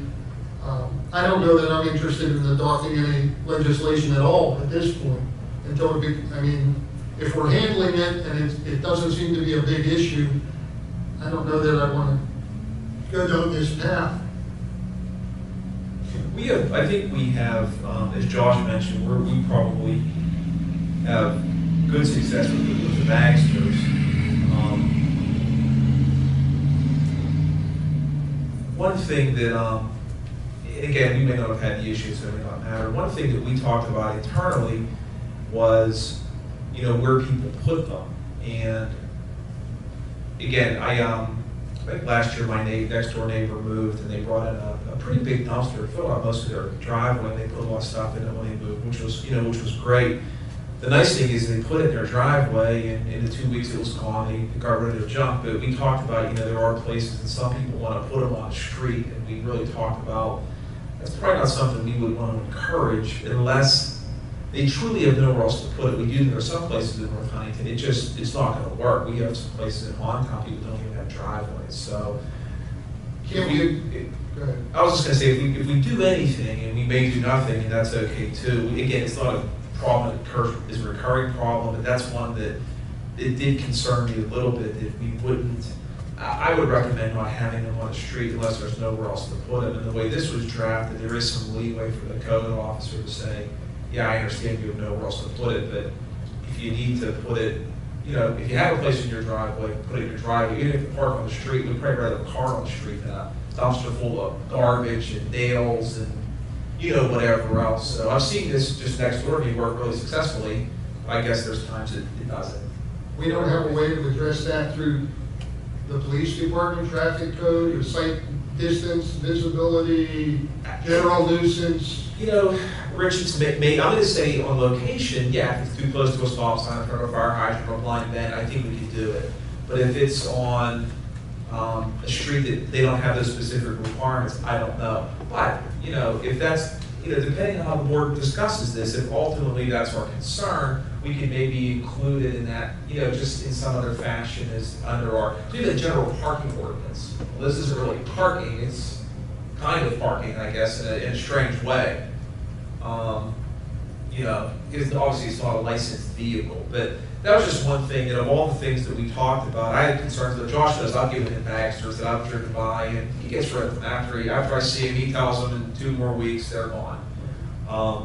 But that concerned me that, you know, things on the street in general that shouldn't be there create concerns for me and for Public Works and the police. And just one thing to think about, if you ultimately do nothing or do something, it's just, it was a concern that I think we all had. Josh, I think the 14 days is not enough, I think. But I do disagree with some of you that may think that this is not necessary in our township because of the fact that this township's getting older and older. I have a lot more flippers in my area and people that are just buying a home and spending a couple months renovating it. And the only way they can do that is with, a lot of times, a dumpster. We need to protect our other citizens that live next to the guy that puts out a dumpster. That's what this is for. You know, it's a guideline. I understand that. You know, there's some things that need to be changed in here probably. You guys don't like it. But we need to start somewhere. Bagsters are definitely an issue. Dumpsters, just drive down Center Highway. You'll see one. It's been there for 5 months. Right in front. We need to protect other people that are not pulling dumpsters in their driveway. And there's some people that tell me that they just don't know what to do. We have nothing to regulate it. How many complaints have we gotten? I can't tell you. Josh may have some idea. I don't deal with them directly. How many unresolved complaints do we have?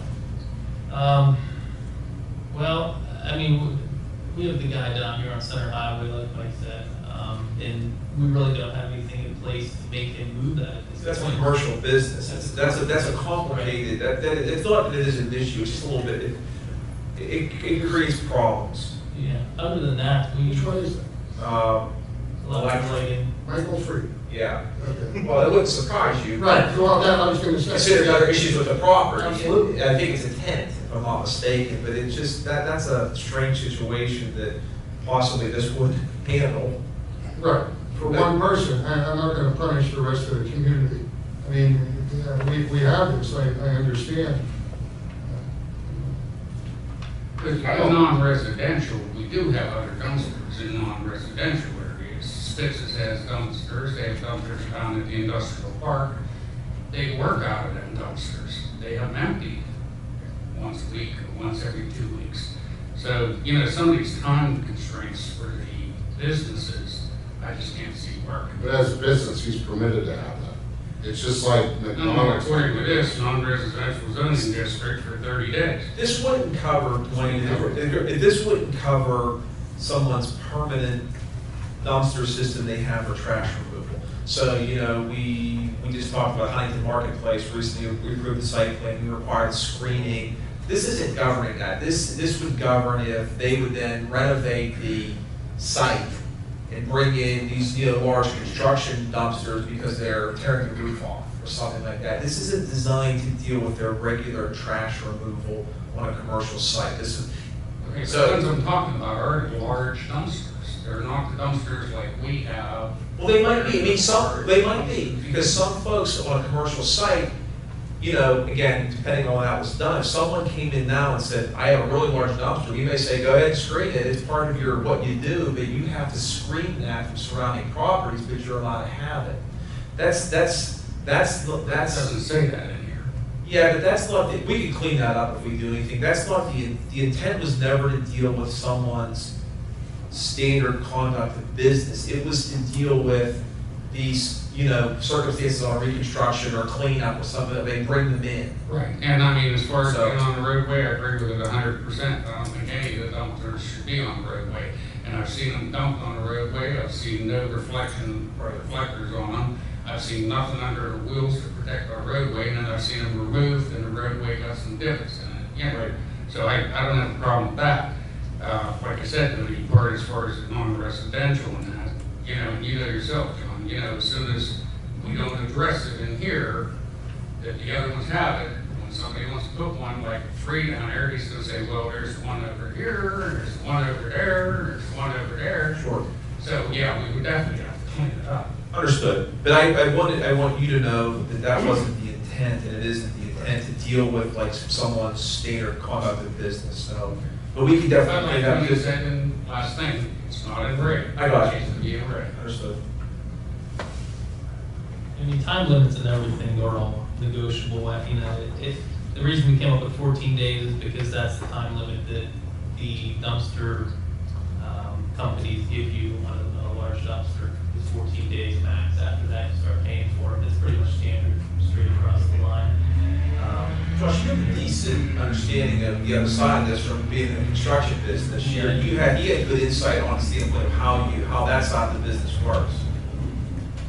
So he had a lot of these ideas, not necessarily time frames, he at least understood how it worked and how you pay for these things and, why some place it may sit for 2 weeks. It's unlikely maybe that it sit for 6 months, but on occasion, I know someone renovated a home on a bridge some years ago, and it was there a long time. I guess they just paid for it, or maybe they knew the person in the company. They ultimately got rid of it. It took a long time to do their project. They were doing it themselves, a little renovation of this house, and ultimately it went, but it was certainly longer than 2 weeks. It's off the road, it was just in the driveway. Yeah, this is more or less just so that we have something there. I mean, we can definitely make it less restrictive and, just touch on the finer points of where they can put it on the road, make sure it's not a hazard, make sure it's not a nuisance. We set the time limits for, those are all up in the air. Those can be whatever. Because like here it says about the construction, that once it ceases, you have 7 days to get rid of it. That's good. That's cleaned up well. I don't know about this part, the portable storage unit or dumpster shall be removed from the lot within 7 days after the end of the emergency declaration. It was made by whoever, state, federal, or us. I mean, 7 days to get all your crap cleaned up, and that sometimes isn't feasible. Yeah. Maybe some of the, time constraints could be addressed, or Extensions, some sort. Yeah. Maybe. we're able to apply for an extension. But then you go back to another part where it says you're not allowed to have a dumpster your place more than so many times a year. Yeah. My wife will have me do the kitchen, I'll carry stuff out, then she'll have me do the dining or the picnic room, I'll carry stuff out, So, you can't put too much under the thumb.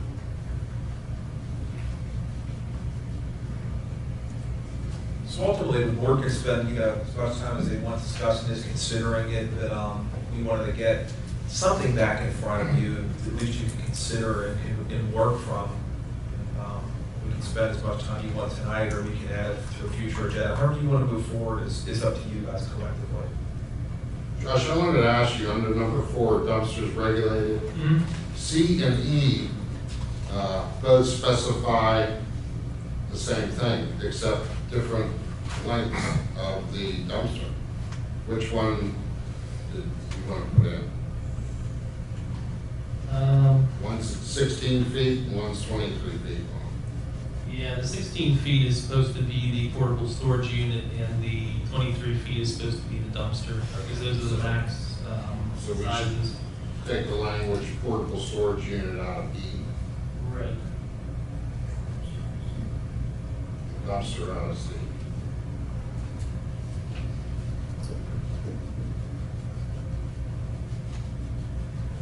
I mean, it's tough.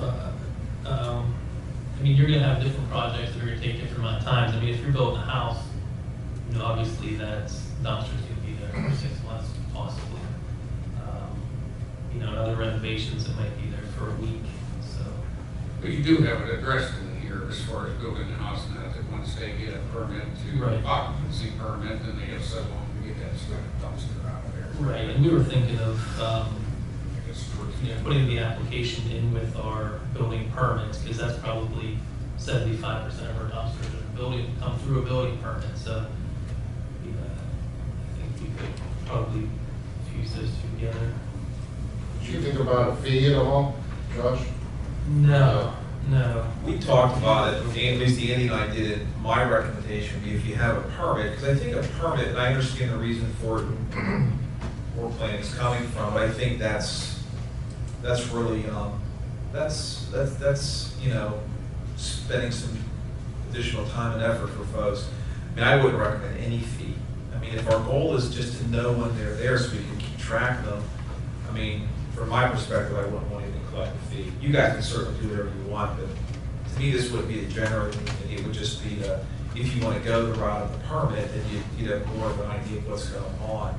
Personally, I would deal more with it on a complaint basis, and wait till the complaints come in, and then kind of go from there. Now, that's not perfect, but sometimes issuing permits it's not that it doesn't work. These guys can do that from a resident standpoint. It gets to be a little bit onerous when you're permitting things.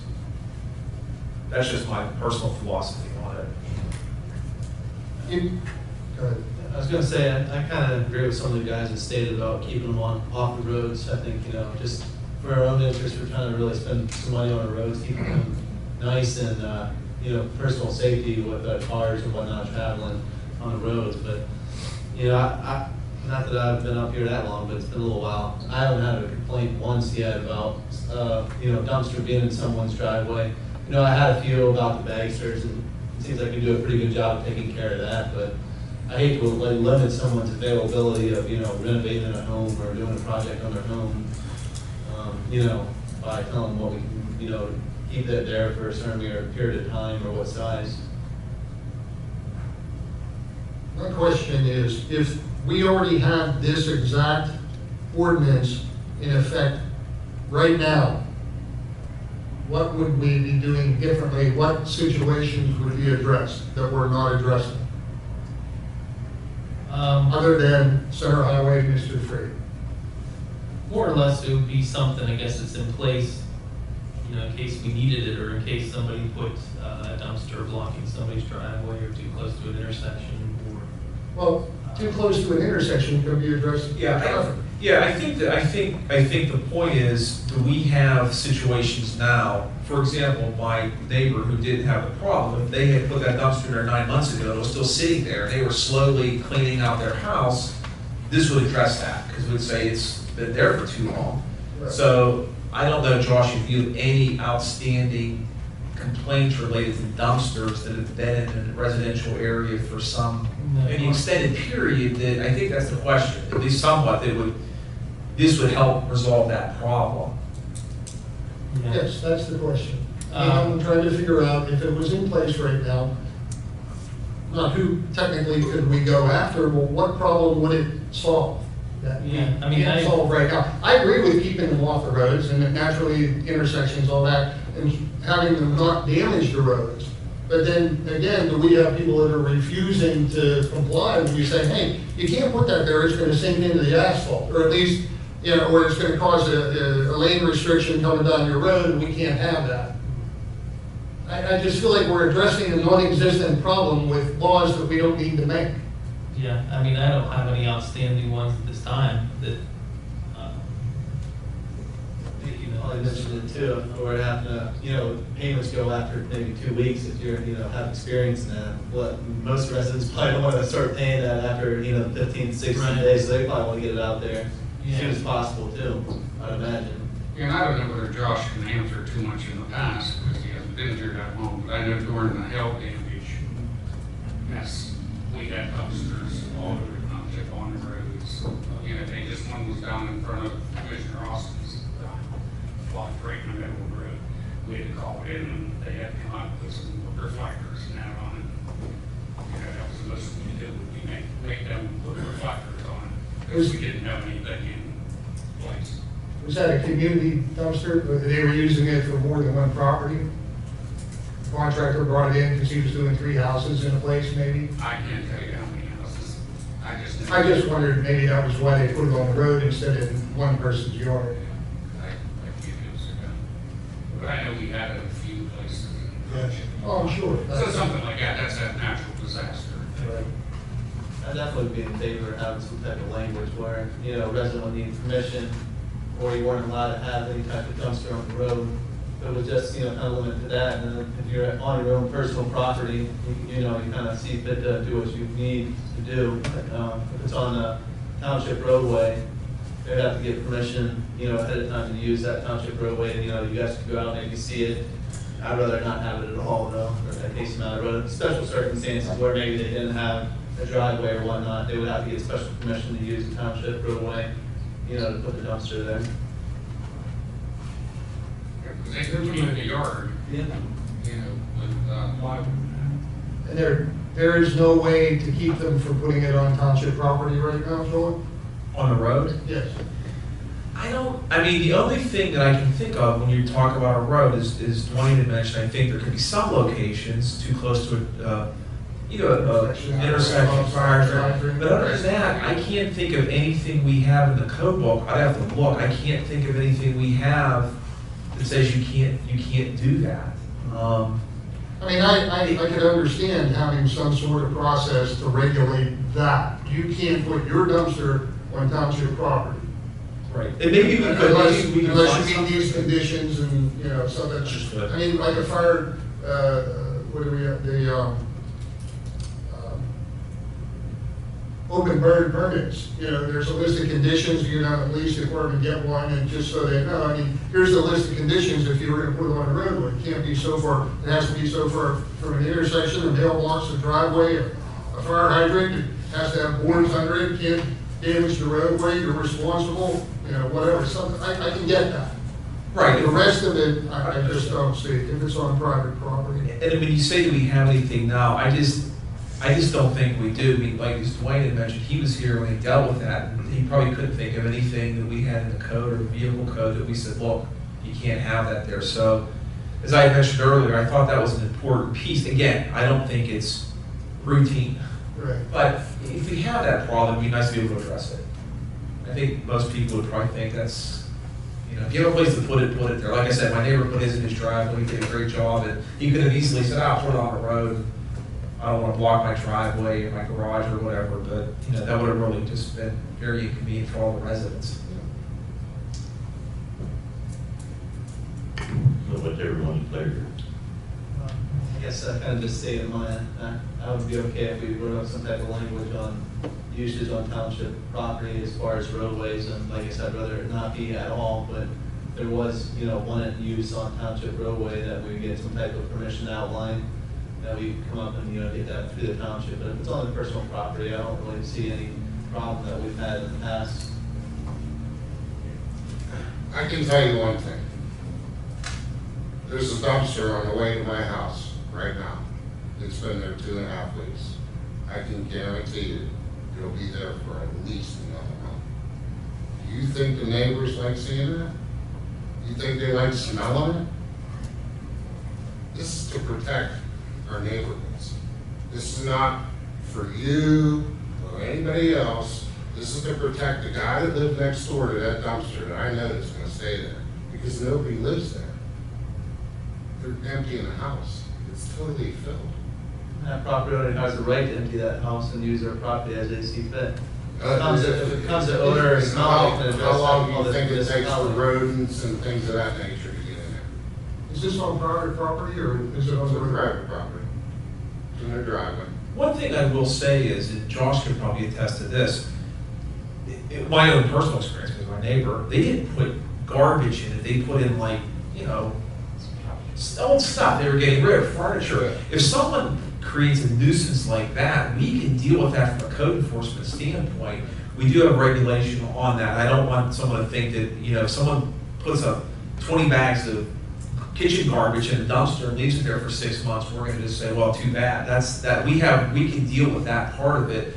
I would say that's a different sort of a nuisance than, you know, the next door neighbor putting an old wooden chair in there. But that was my experience. They just filled it with that, because they still have the trash service.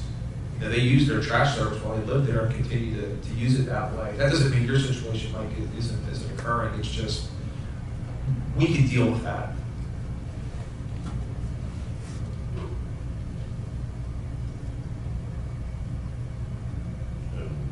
Does it die?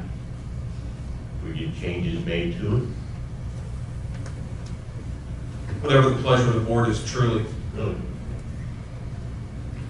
Well, I think there's parts in there that we need, you know, the parking on the road and, you know, possibly, I mean, you could have an instance where somebody would use it for garbage, but like, I think John said, would that be covered under our garbage ordinance? Yeah, we have existing code, that would just be a nuisance. We could, under the existing property maintenance code, go tell them they have to take care of that, and deal with the violation on it, regardless of what kind of container it's in. And that's really how we deal with the bagsters, because someone's putting it out, leaving it there, and it's junk. It's just in a bagster versus kind of strewn all over the property, so we can address it that way.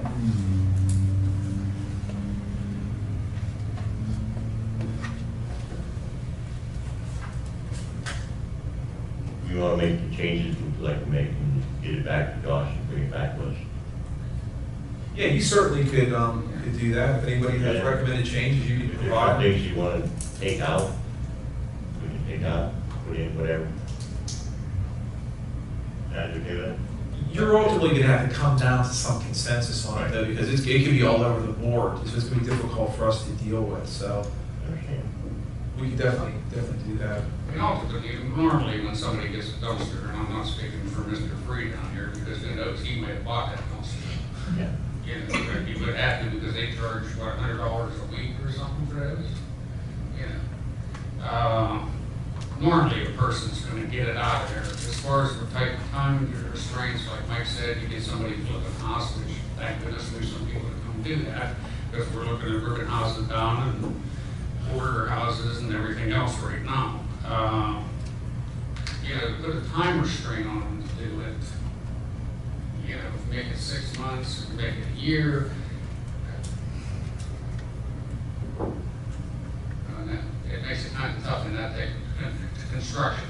Now, you do have it addressed in here that, and I guess somebody would be flipping a house, at some point, when they're done with it, they still have to get an occupancy permit, right? Usually, yeah. So if it's still there. Okay, so, you know, maybe some of those parts would help. Yeah, I'll take a look at it and scratch up what I don't like. Get it, Josh, I'm and looking at that. everybody else wants to do that. Guys okay?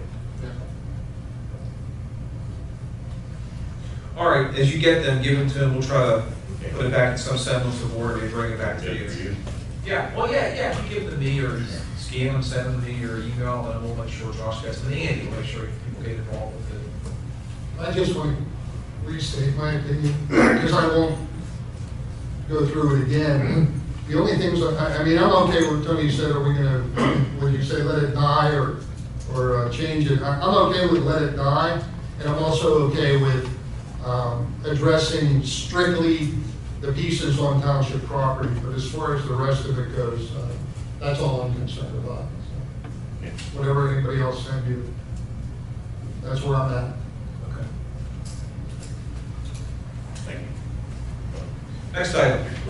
I have one more item. It's a proposed change, policy change to our holiday schedule. And the only thing this does is, as the board knows, we hired a part-time employee, and, you know, I look at this, permanent part-time versus these seasonals, and I look at this as maybe something more that's gonna happen in the future here more, only because I think the workforce is changing somewhat. But anyway, what I wanted the board to consider, and again, you don't have to make a decision tonight, and ultimately you can do what you'd like, is just to consider amending our holiday policy that we have in place for that full-time employees enjoy. These are not union employees, the union employees that are covered by their own contract. They would give some holiday benefit to permanent part-time employees, and that would be for 6 holidays that are listed in the proposed policy, and they would be paid at 4 hours of their hourly rate, so it's really a part-time holiday benefit. And to qualify, those employees would have to work on average 20 hours per week. So it's something I wanted the board to consider, and you know, think a little bit about, you know, a little bit of a change in the workforce for some part-time. Not that we're going to have a lot of part-time employees here, but I can see that changing as our demographics change in the future. So that's open for discussion. If the board has any thoughts on that, or would like to move forward with it or not.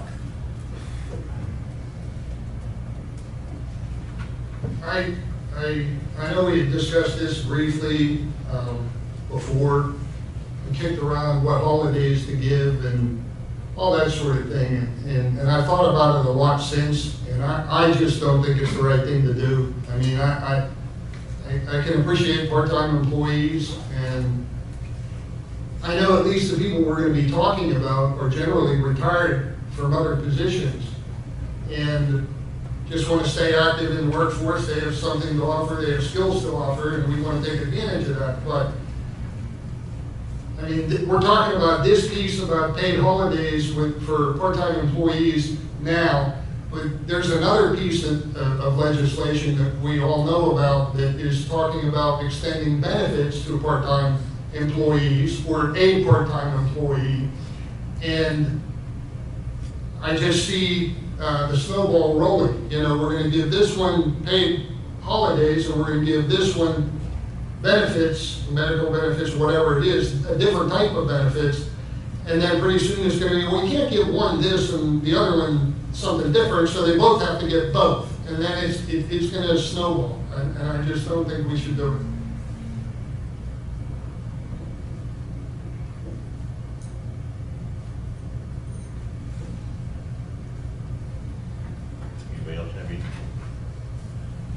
Anybody else have any comments on it? Well, since 6 days are offered here, you know, I would be fine with Christmas Day and Independence Day, maybe another one. But that's it for part-time.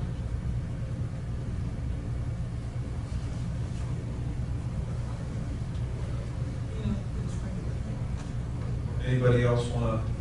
I mean, if there's no interest, it's fine. It's not an issue. It's just something I wanted to bring to the board's attention. And if we don't do anything with it, it's not going to ultimately. And ultimately, we're not talking about a lot of, obviously, funds here, you know, to pay out, you know, part-time people, you know, half a day. So I think it's almost really not worth getting in the business of doing. You know, if they're not really full-time employees, so they really don't get full-time benefits. I know it's out of a good intent, you know, as saying, you know, we appreciate your work here. Right. You know, and we want to recognize these holidays and pay you for them, but I just, you know, you start getting this, and then, well, what is it next, you know, for part-time benefits, and I don't know, you kind of get blurred lines. Well, how far do you go? Then, you know, do they start getting some personal days, sick days? I don't know, you know. So I just think it's cleaner if you're part-time, you know, you don't receive those benefits. It's just probably the cleanest way to go about it. I agree. And just about the snowball rolling, you know, it was specifically stated that this would not apply to the summer help that we have, or the, you know, but sure enough, eventually it probably would. I just,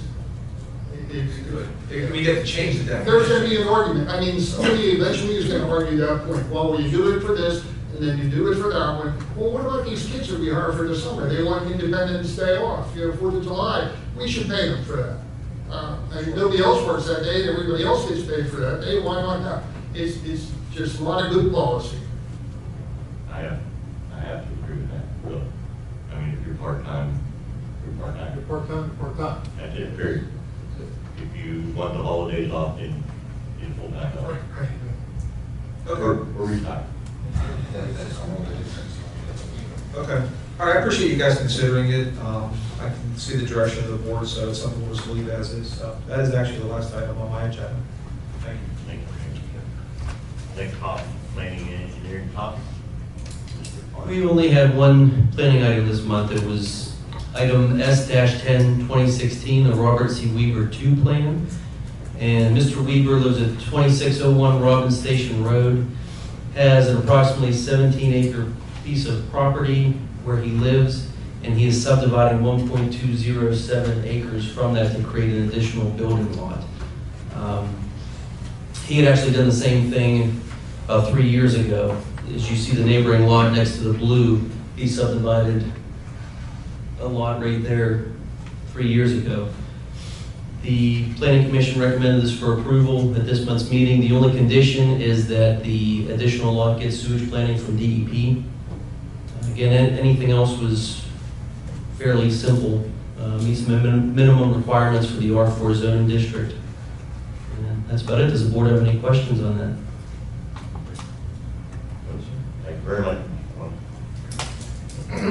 Next item, further board comments, Gary? I do.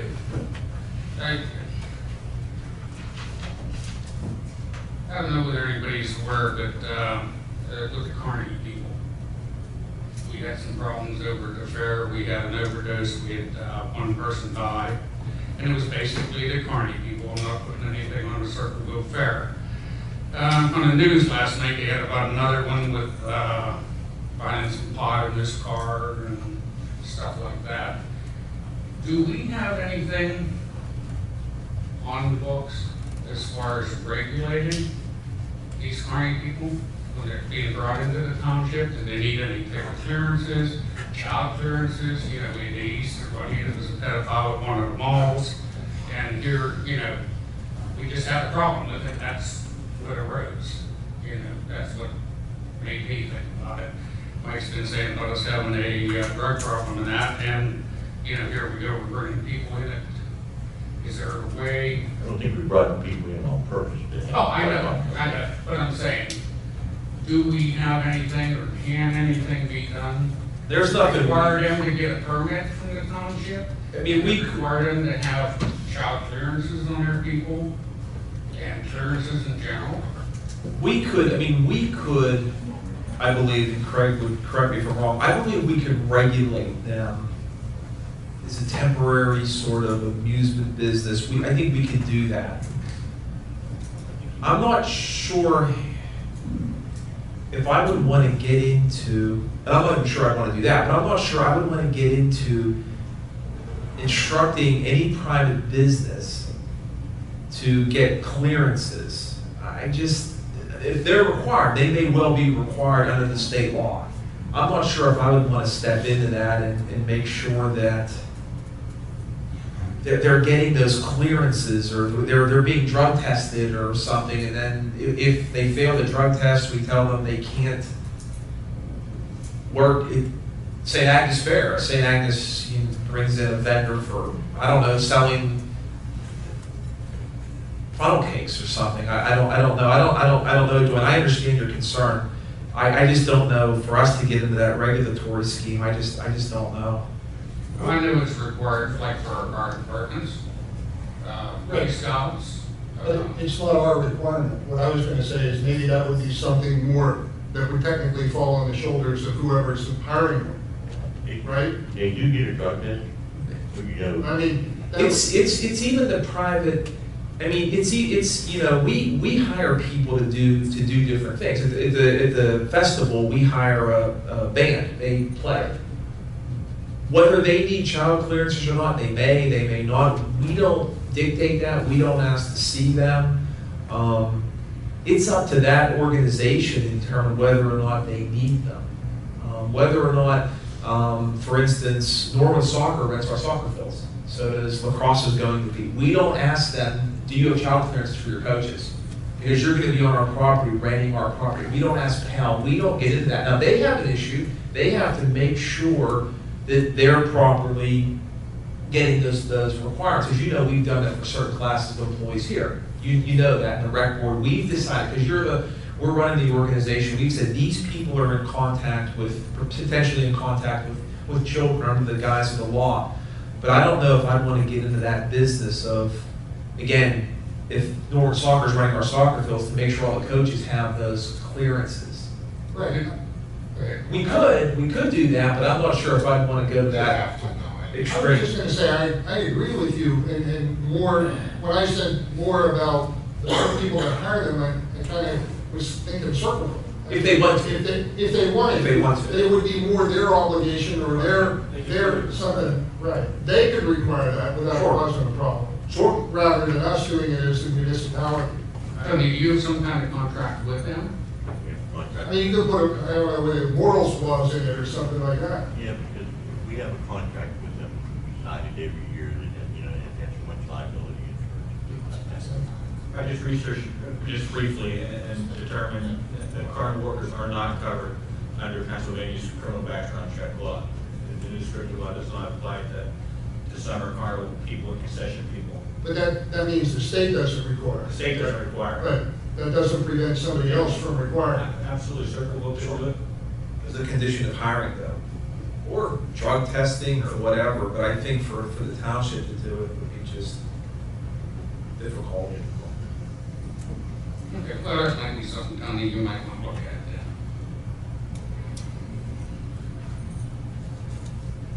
Okay, we have any other further board comments? Motion adjourned. Second. Discussion. All those in favor say aye. Aye. Opposed? Ayes have it, 7-6-0. We have an executive session after the meeting to discuss Barber Lake Avenue and Hasty contract.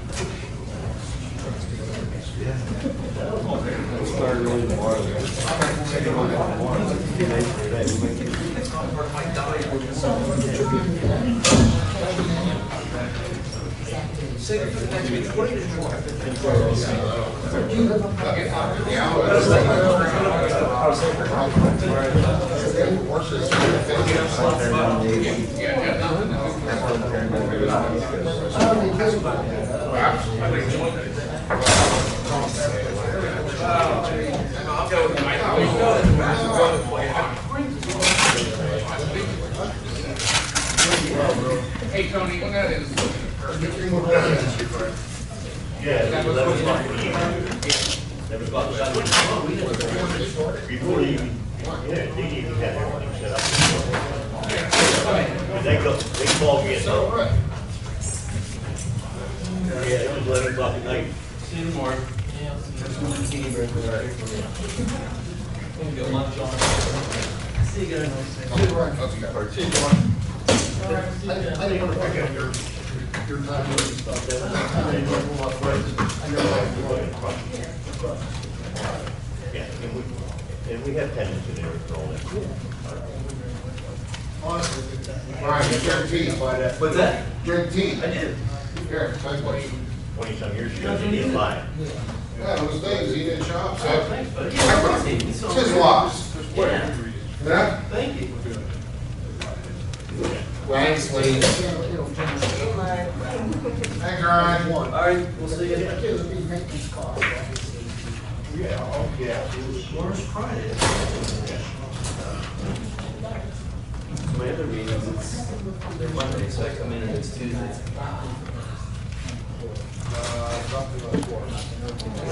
We got a meeting with.